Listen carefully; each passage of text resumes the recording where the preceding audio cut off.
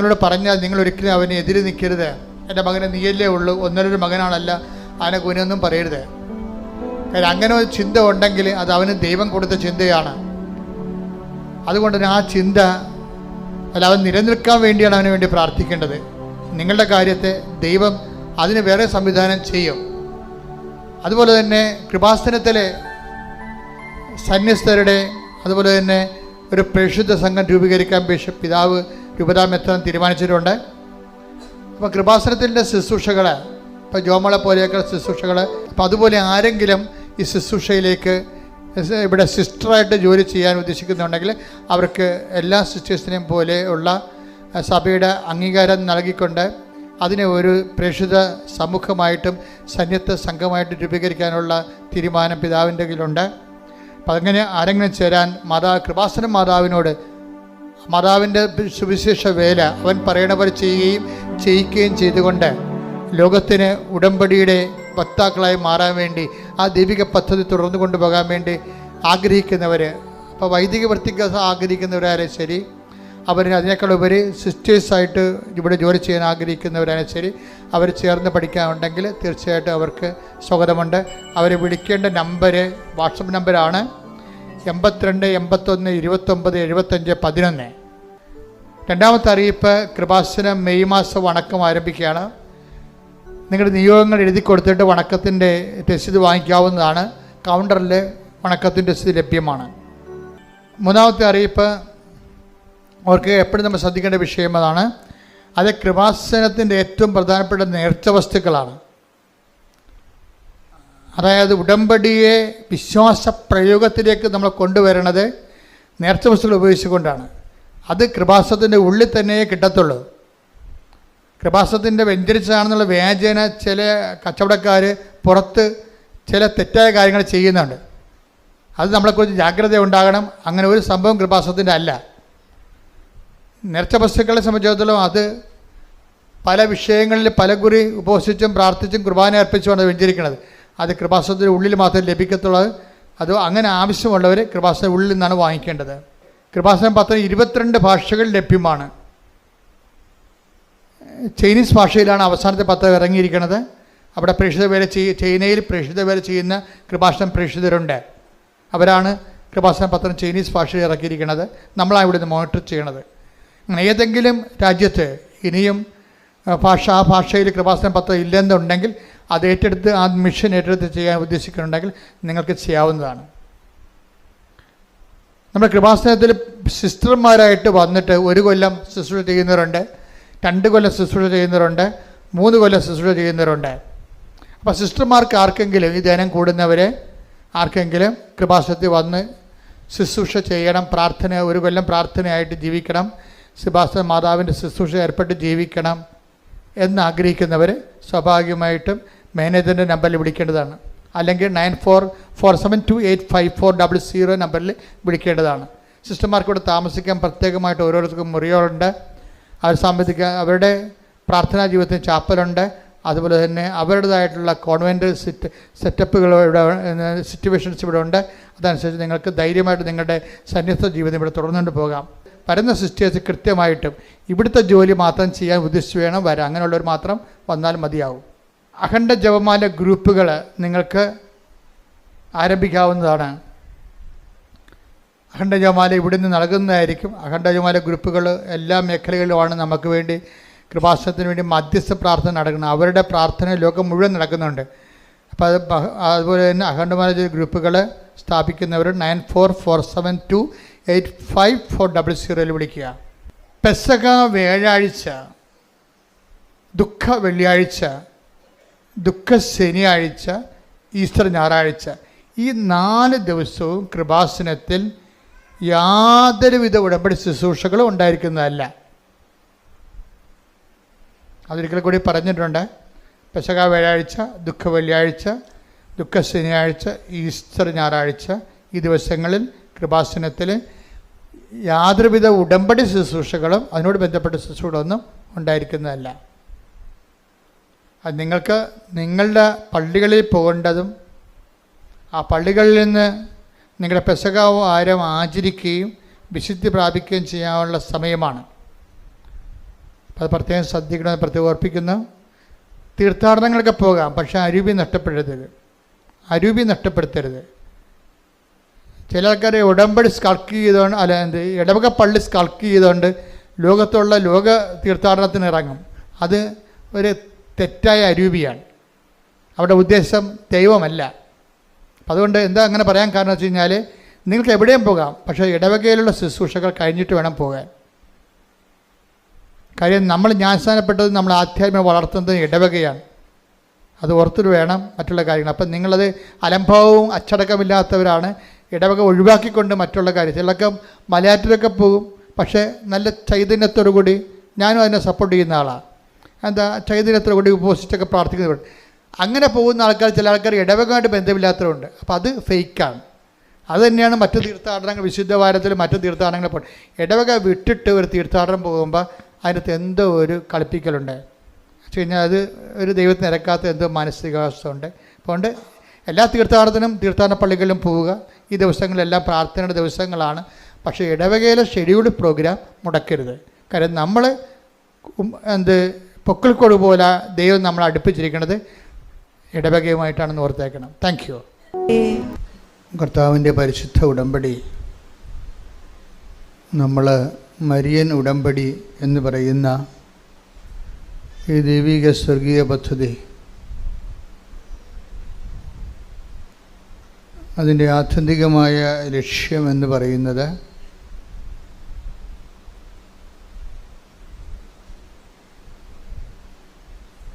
മറിയത്തിൻ്റെ ദൈവാനുഭവങ്ങൾ അഥവാ മറിയത്തിൻ്റെ ക്രിസ്തു അനുഭവങ്ങൾ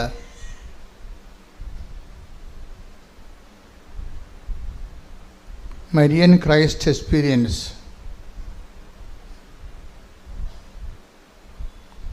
അതിൻ്റെ സാധ്യതകളെ പ്രയോജനപ്പെടുത്തിക്കൊണ്ട്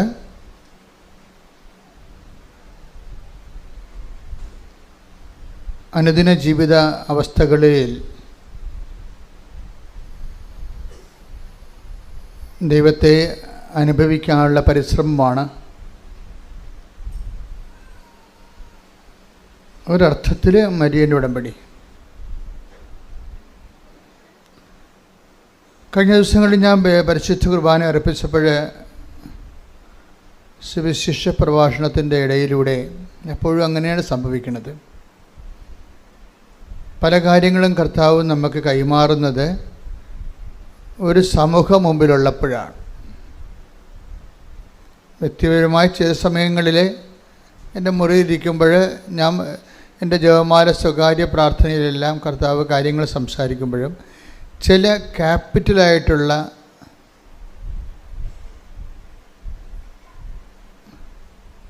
കണ്ടൻറ്റുകൾ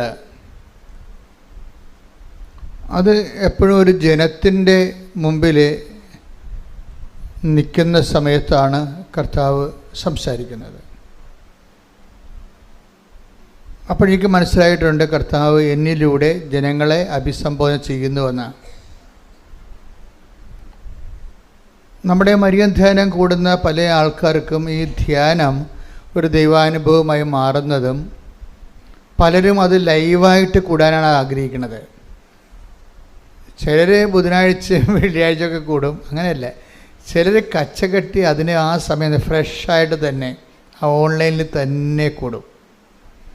ബാക്കി അവർ ഇന്നലെ ഒരു സാക്ഷ്യം ഉണ്ടായിരുന്നു. ഞാൻ അവിടെ പ്രാർത്ഥന ചെയ്താണ്, കർത്താവേ ആ 11:30 മണി ചൊവ്വാഴ്ച 11:30 മണി മുതൽ 1 മണി വരെ ആരും ഞങ്ങളുടെ വീട്ടിൽ വരല്ലേ എന്ന്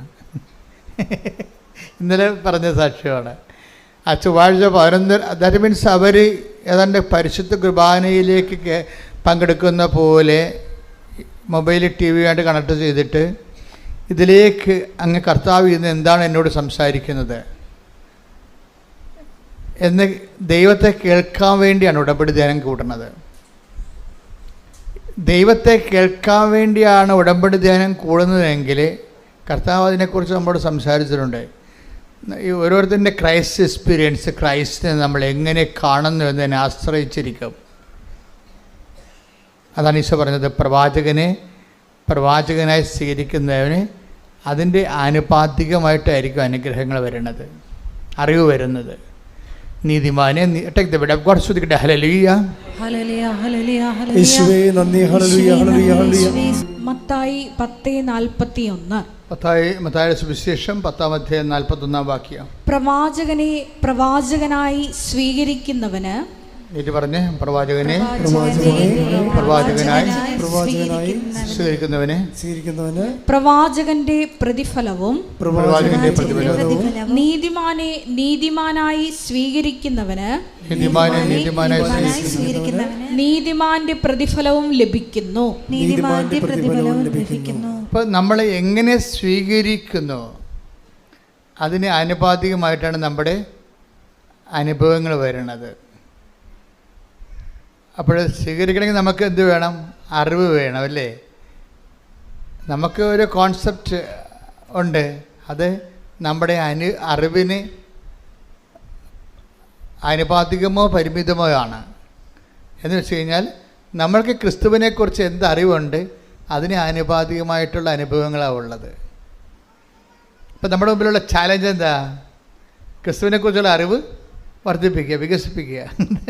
അത് മനസ്സിലായില്ലേ? It's very simple. എന്നുവെച്ചാൽ നമ്മുടെ ക്രിസ്തുവിനെക്കുറിച്ച് നമുക്ക് എന്തറിവുണ്ട് അതിന് ആനുപാതികമായിട്ടായിരിക്കും നമുക്കുണ്ടാകുന്ന ദൈവ അനുഭവം. അപ്പോൾ നമ്മുടെ മുമ്പിലുള്ള റിസ്ക് എന്താ? ക്രിസ്തുവിൻ്റെ അതിനെക്കുറിച്ചുള്ള അറിവിൻ്റെ ചക്രവാളങ്ങളെ ഓരോ ദിവസവും വികസിപ്പിച്ചെടുക്കുക. അതാണ്. അതിനാണ് നമ്മൾ ഉടമ്പടി ധ്യാനം കൂടുന്നത്. എന്താ കാര്യം? നമ്മൾ ഉടമ്പടിയാണ് ദൈവാനുഭവത്തിൻ്റെ തോതായിട്ട് എടുത്തിരിക്കുന്നത്. ഇപ്പം പരിശുദ്ധ കുർബാന ദൈവാനുഭവത്തിൻ്റെ തോതായിട്ട് എടുക്കാൻ വേണ്ടി നോൺ ക്രിസ്ത്യൻസിന് പറ്റുമോ? പറ്റത്തില്ല. അതാണ് പ്രശ്നം. അതുകൊണ്ട് തന്നെ ക്രിസ്തു എല്ലാവർക്കും വേണ്ടിയുള്ളതാണ്. ക്രിസ്തു എല്ലാവർക്കും വേണ്ടിയുള്ളതാണ്. അപ്പോൾ ക്രിസ്തുവിനെക്കുറിച്ചുള്ള ബേസിക് നോളജ് എന്താണ്? ക്രൈസിസ് ഫോർ ഓൾ, എല്ലാ മനുഷ്യർക്കും വേണ്ടിയുള്ള രക്ഷയുടെ ശ്രുതിക്കട്ടെ. Hallelujah hallelujah hallelujah. യേശുവേ നന്ദി. യേശുവേ സ്തുതി. ലൂക്ക 2:30-31. ലൂക്ക 2:30-31. എന്തെന്നാൽ സകല ജനതകൾക്കും വേണ്ടി അങ്ങ് ഒരുക്കിയിരിക്കുന്ന രക്ഷ എന്റെ കണ്ണുകൾ കണ്ടു കഴിഞ്ഞു. ഇപ്പം ക്രിസ്തു ആർക്ക് വേണ്ടി ഒരുക്കിയിരിക്കുന്നതാണ്? സകല മനുഷ്യർക്കും വേണ്ടിയാണ്. സഭയുടെ മുമ്പിൽ വരുന്ന ഏറ്റവും വലിയ വെല്ലുവിളിയാണ്. സഭ ഇവിടെ നിലനിൽക്കുന്നതിൻ്റെ ഉദ്ദേശം തന്നെ എന്തുകൊണ്ടാണ്? ക്രിസ്തു സകല മനുഷ്യർക്കും വേണ്ടി ദൈവം വിഭാവനം ചെയ്ത സ്വർഗത്തിൻ്റെ പദ്ധതിയാണെങ്കിൽ ആ പദ്ധതി പ്രയോഗത്തിൽ വരുത്താനുള്ള ബാധ്യതയ്ക്ക് ദൈവം സഭയെ സ്ഥാപിച്ചിട്ടുണ്ട്. അപ്പോൾ സഭയുടെ മുമ്പിലുള്ള ഏറ്റവും വലിയ, അതുകൊണ്ടാണ് സഭ മിഷണറി ആകുന്നില്ലെങ്കിൽ അതിൻ്റെ 50% വർക്ക് മരവിച്ചിരിക്കുകയാണ്. ക്രിസ്തുവിനെ അറിയിക്കുക എന്ന് വെച്ച് കഴിഞ്ഞാൽ ക്രിസ്തുവിനെ രക്ഷകനായി അറിയിക്കണം. അതാണ് വിഷയം. കഴിഞ്ഞ ദിവസങ്ങളിൽ ഞാൻ കഴിഞ്ഞ ദിവസത്ത് പറഞ്ഞോ എന്നറിയത്തില്ല, ഒരു SJ ഫാദർ ഇവിടെ വന്നിട്ടുണ്ടായിരുന്നു. അപ്പോൾ അദ്ദേഹം ഗുജറാത്തിൽ സ്കൂളിൽ പഠിപ്പിക്കുന്ന ആളാണ്. അപ്പോൾ അദ്ദേഹത്തിൻ്റെ ഞങ്ങൾ ബ്രേക്ക്ഫാസ്റ്റ് കഴിച്ചുകൊണ്ടിരിക്കുന്ന സമയത്ത് ചോദിച്ച്, അച്ഛന് എന്നാ അവിടുത്തെ യഥാർത്ഥ പരിപാടി എന്ന് ചോദിച്ചു. പ്രശ്നം എന്താ ചോദിച്ചു. പറഞ്ഞു, ഞാൻ സ്കൂളിൽ പഠിപ്പിക്കുകയാണ്. ഞാൻ പറഞ്ഞ്, എന്താണ് പഠിപ്പിക്കണേ? അങ്ങനെ ചുറ്റിക്കാരാണ് ഞാൻ ചോദിച്ചത്, ഞാൻ എന്താ പഠിപ്പിക്കണത്? കാര്യം മാത്സാണ് പഠിപ്പിക്കണമെന്നുണ്ടെങ്കിൽ പിന്നെ അത് കെട്ടിയെടുത്ത് അച്ഛനാകേണ്ട കാര്യമില്ലല്ലേ. സോഷ്യൽ സയൻസാണ് പഠിപ്പിക്കുന്നുണ്ടെങ്കിൽ കെട്ടിയെടുത്ത് അച്ഛനാകേണ്ട കാര്യമില്ലല്ലോ. അല്ലെങ്കിൽ വീട്ടിൽ പോയിരുന്നാൽ പോലെ കല്യാണം കഴിച്ച് മര്യാദക്ക് അതിനേക്കാൾ നല്ലവണ്ണം പഠിപ്പിക്കുന്ന ആൾക്കാരുണ്ടല്ലോ നാട്ടിലില്ലേ. അച്ഛന്മാരെക്കാൾ നല്ലവണ്ണം സോഷ്യൽ സയൻസും മാത്സും പഠിപ്പിക്കുന്ന അധ്യാപകർ ഞാൻ കണ്ടിട്ടുണ്ടല്ലോ. അപ്പോൾ ഞാൻ അതാണ് ഞാൻ ചോദിച്ചത്, എന്താണ് പഠിപ്പിക്കണത്? അപ്പോൾ പുള്ളിക്കാരൻ പാവപ്പെട്ടവന് ഉടനെ പറഞ്ഞത്, ഞാൻ നല്ല ഹിന്ദുസിനെ ഞാൻ നല്ല ഹിന്ദുസാക്കും, മുസ്ലിംസിനെ ഞാൻ നല്ല മുസ്ലിംസാക്കും, ക്രിസ്ത്യൻസിനെ ഞാൻ നല്ല ക്രിസ്ത്യൻസാക്കും. ഓക്കെ. അപ്പോൾ ഞാൻ പറഞ്ഞ്, ഇതാണോ ദൈവവചനം വെളിപ്പെടുത്തുന്ന സുവിശേഷ വേല? അതാണ് വിഷയം. എന്താ കാര്യം? ക്രിസ്തുവിനെ അറിയാത്തവരെ അറിയിക്കുന്നത് നല്ല മനുഷ്യരോ ഒരു പുതിയ വാല്യൂ സിസ്റ്റമോ ഇവിടെ കൊണ്ടുവരാനല്ല ക്രിസ്തു ക്രൂശിക്കപ്പെട്ടത്. ഒരു പുതിയ മൂല്യം കൊണ്ടുവരാനുമല്ല. ക്രിസ്തു ഇവിടെ വരുന്നതിന് മുമ്പ് തന്നെ ഇവിടുത്തെ മൂല്യങ്ങൾക്ക് വലിയ കുഴപ്പമൊന്നുമില്ലായിരുന്നു. പ്രത്യേകിച്ച് ഇന്ത്യൻ മൂല്യങ്ങൾ, ലോകത്തിലെ ഏറ്റവും വലിയ മൂല്യം സൂക്ഷിക്കുന്ന ആൾക്കാരാണ് നമ്മൾ. മനുഷ്യരെ സ്നേഹിക്കാനും സന്ധിക്കാനും ശിബിയെ പോലെയുള്ള രാജാക്കന്മാർ ആ പക്ഷിയെ കഴുകൻ്റെ മുമ്പിൽ നിന്ന് പ്രാവിനെ രക്ഷിച്ചത് സ്വന്തം തുടയിലെ ചോര അറുത്ത് കൊടുത്താണ്. അപ്പം അങ്ങനെയുള്ള ഒരു രാജ്യമാണിത്. ഇവിടെ ഒരു മൂല്യത്തിന് ഒരു പഞ്ഞുമില്ല. പുതിയ മൂല്യം ഉണ്ടാക്കാൻ വേണ്ടിയല്ല ക്രിസ്തു ക്രൂശിക്കപ്പെട്ടത്. എന്തിനാണ് ക്രൂശിക്കപ്പെട്ടിരിക്കുന്നത്? തൻ്റെ ഏകജാതനെ നൽകട്ടെ. ശ്രുതികട്ടെ. ഹല്ലേലൂയ. 3:16. ഓക്കെ. എന്തെന്നാൽ അവനിൽ വിശ്വസിക്കുന്ന ഏവനും നശിച്ചു പോകാതെ നിത്യജീവൻ പ്രാപിക്കുന്നതിന് വേണ്ടി തന്റെ ഏകജാതനെ നൽകാൻ തക്കവിധം ദൈവം ലോകത്തെ അത്രമാത്രം സ്നേഹിച്ചു. എല്ലാ ബൈബിളും മൊത്തം A to Z, ഉൽപ്പത്തി മുതൽ വെളിപാട് വരെ കാച്ചി കുറുക്കി കംപ്രൈസ് ചെയ്ത് ഈ ഒരൊറ്റ വാക്കിൽ വെച്ചിരിക്കുകയാണ്. അത് ധ്യാനിക്കും തോറും നമുക്കിങ്ങനെ നമ്മൾ തീ കൊണ്ട് നമ്മളെ കത്തിക്കണ പോലെ നമുക്ക് കത്തിപ്പിടിക്കണ പോലെ തോന്നിക്കുകയാണ്. ധ്യാനിക്കും തോറും നമുക്ക് കത്തിപ്പിടിക്കും. എന്താ സംഭവിക്കണം? തൻ്റെ ഏകജാതനിൽ തന്റെ ഏകജാതനിൽ വിശ്വസിക്കുന്നവരാരും നശിച്ചു പോകാതെ രക്ഷ പ്രാപിക്കുന്നതിനായി ഏകജാതൻ എന്നുള്ള കോൺസെപ്റ്റ് ഇല്ല. പിതാവിൻ്റെ ഏകജാതൻ എന്നുള്ള ഒരു ആശയം, ഒരു സംവിധാനം ഇല്ല എന്നുണ്ടെങ്കിൽ സ്വർഗം മാനവരാശിയെ കാണുന്നത് നശിച്ചു പോയ കൂട്ടത്തിലാണ്. നിത്യത ഇല്ലാത്തയിടത്തോളം കാലം പിന്നെ ഉള്ളത് എന്താണ്? ഇവിടെയുള്ള മർത്യതയാണുള്ളത്. അത് കഴിയുമ്പോൾ പട്ടി, പാണൻ, കഴുത, പൂച്ച, മുയൽ ഒക്കെ ചത്ത് മലന്ന് മണ്ണോട് മണ്ണായതുപോലെ തീരും. ഇത് തീരാണ്ടിരിക്കാൻ വേണ്ടിയുള്ള ദൈവത്തിൻ്റെ സംവിധാനമാണ്. എന്താണ്? തൻ്റെ ഏകജാതനെ വിശ്വസിക്കുന്നവരാരും നശിച്ചു പോകാതെ പിന്നെന്ത് ചെയ്യണം? നിത്യജീവൻ പ്രാപിക്കേണ്ടതിന് തന്റെ ഏകജാതനെ നൽകാൻ തക്കവിധം ദൈവം അത്രമാത്രം ലോകത്തെ സ്നേഹിച്ചു. അപ്പൊ ഇത് വിശുദ്ധ വാരത്തിലേക്കാണ് നമ്മൾ ധ്യാനം കൂടുന്നത്. വിശുദ്ധ വാരം എന്താണെന്ന് ചോദിച്ചു കഴിഞ്ഞാൽ ഒറ്റ വാക്യമേ ഉള്ളൂ. എന്താണ്? ഈ നമ്മൾ അനുതാപപ്പെടുന്നു. 14 പള്ളികളിലൊക്കെ ആൾക്കാർ പോയി ഓരോ സ്ഥലം പാടുന്നു, അടുത്ത കടന്ന് ചായയും കുടിച്ചിട്ടുണ്ട്, അടുത്ത പള്ളിയിൽ പോകുന്നു. അങ്ങനെയുള്ള ഒത്തിരിയേറെ കാര്യങ്ങളൊക്കെ നടക്കുന്നുണ്ട്. പക്ഷേ അതേസമയം തന്നെ ധ്യാനിക്കുന്ന വിഷയം എന്താ? കർത്താവിൻ്റെ പീഡാനുഭവവും പങ്കപ്പാടുമല്ല നമ്മുടെ ധ്യാന വിഷയം. എന്താ വിഷയം? ഈ പീഡാനുഭവത്തിലൂടെ പ്രദർശിക്കപ്പെടുന്ന ആ കർത്താവിൻ്റെ പീഡാനുഭവങ്ങളിലൂടെ ആവിഷ്കരിക്കപ്പെടുന്ന ദൈവത്തിൻ്റെ ഒരു സ്നേഹമുണ്ട്. അതാണ്, ആ സ്നേഹമാണല്ലോ കർത്താവിൻ്റെ പീഡാനുഭവത്തിന് കാരണമായി വന്നത്. അത്രമാത്രമെന്നാണ്. തൻ്റെ ഏകജാതം നൽകാൻ തക്ക വിധം ദൈവം അത്രമാത്രം ലോകത്തെ സ്നേഹിച്ചു. അപ്പോൾ തൻ്റെ ഏകജാതം നൽകാനെന്ന് വെച്ചാൽ കുരിശിൽ ഏൽപ്പിക്കാൻ തക്ക വിധം.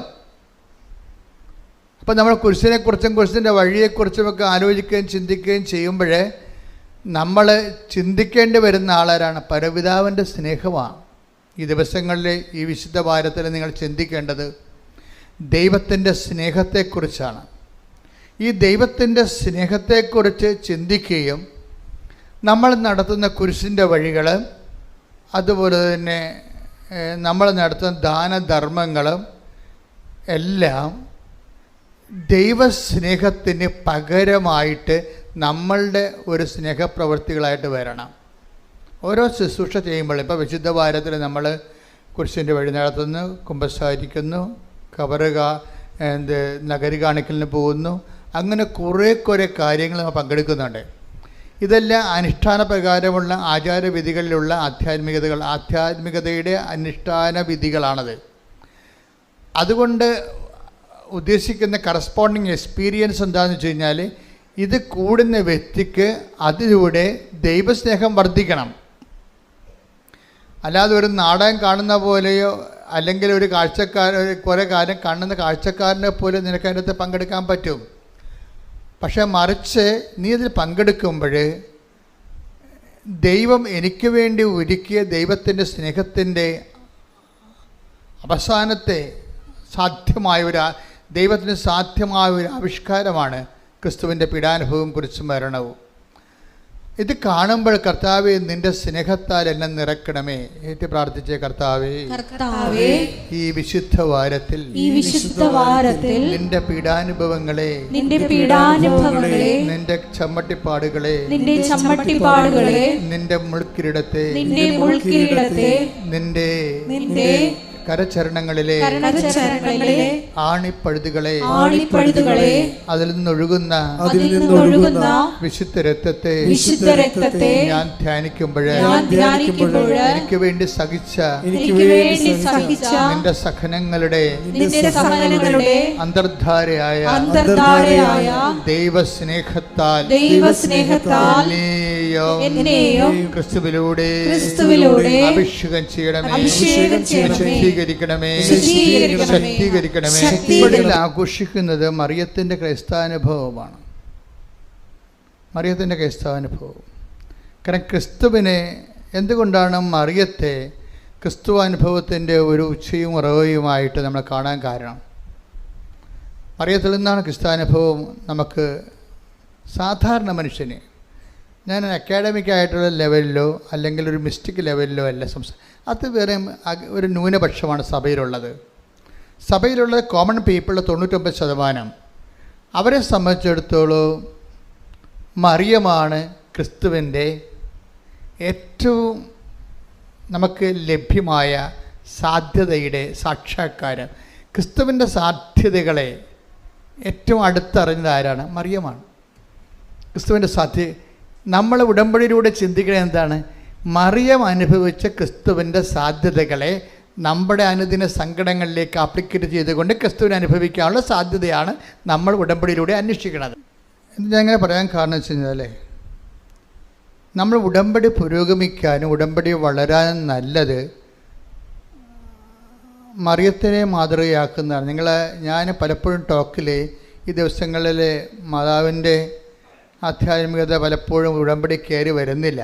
അപ്പോൾ ഞാനത് ദിവസങ്ങളിൽ അമ്മയോട് അതിനെക്കുറിച്ച് പറഞ്ഞു. കാര്യം പണ്ട് ഉടമ്പടി ധ്യാനം എന്ന് പറയുമ്പോൾ അതൊരു മരിയൻ ധ്യാനമായിരുന്നു ശരിക്കും.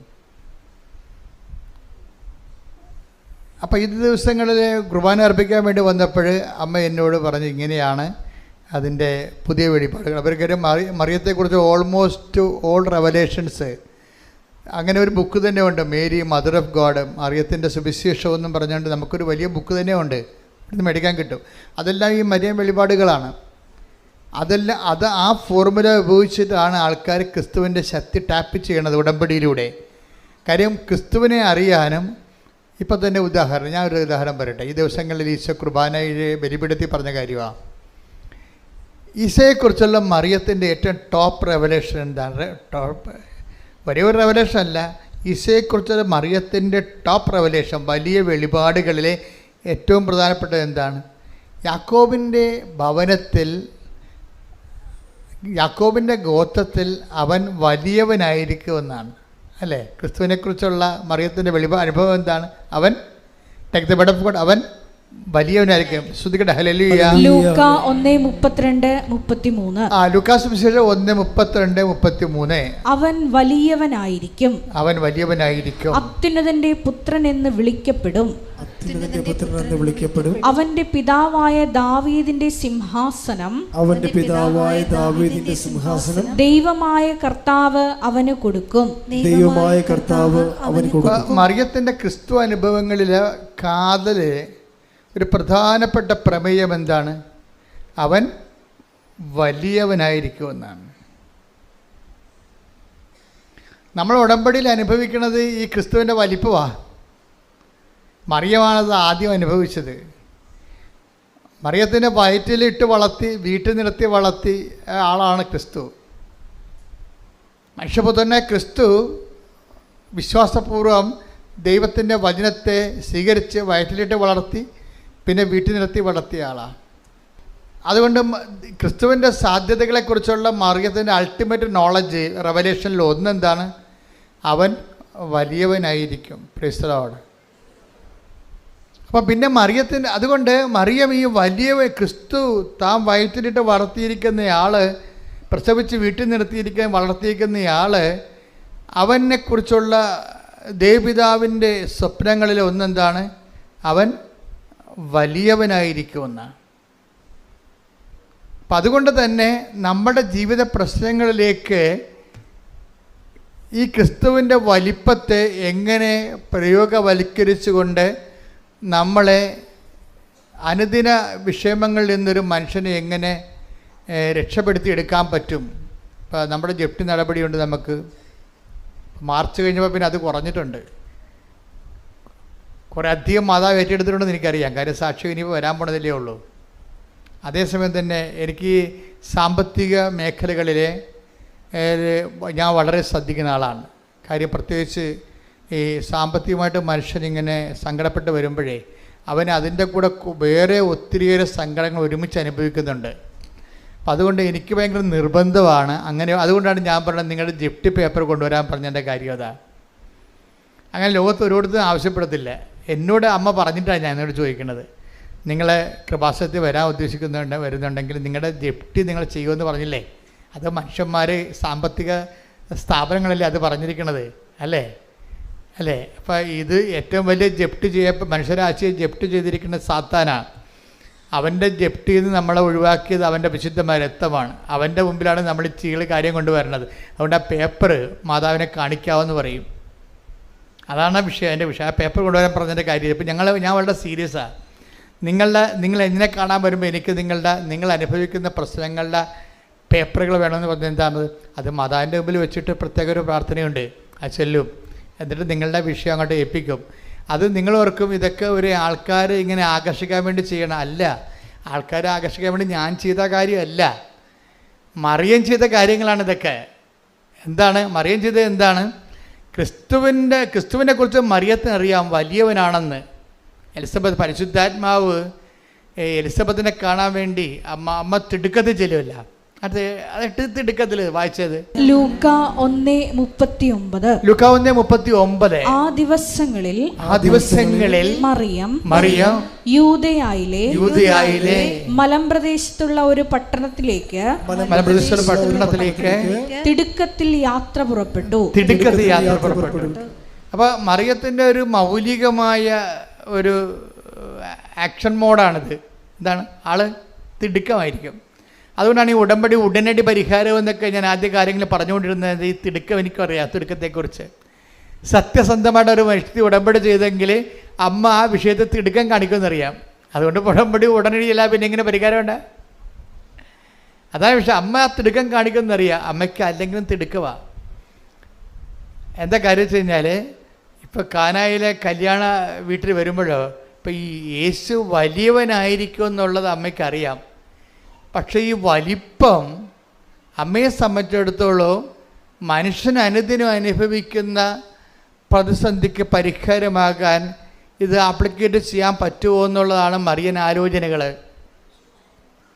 മറിയൻ എന്ന് വെച്ച് കഴിഞ്ഞാൽ നമ്മളുടെ പ്രശ്നബാധിതമായ ഒരു മനുഷ്യൻ്റെ ഒപ്പം നടന്നും ഒപ്പം നിന്നും ചിന്തിക്കുന്ന ആളാണ് മറിയം.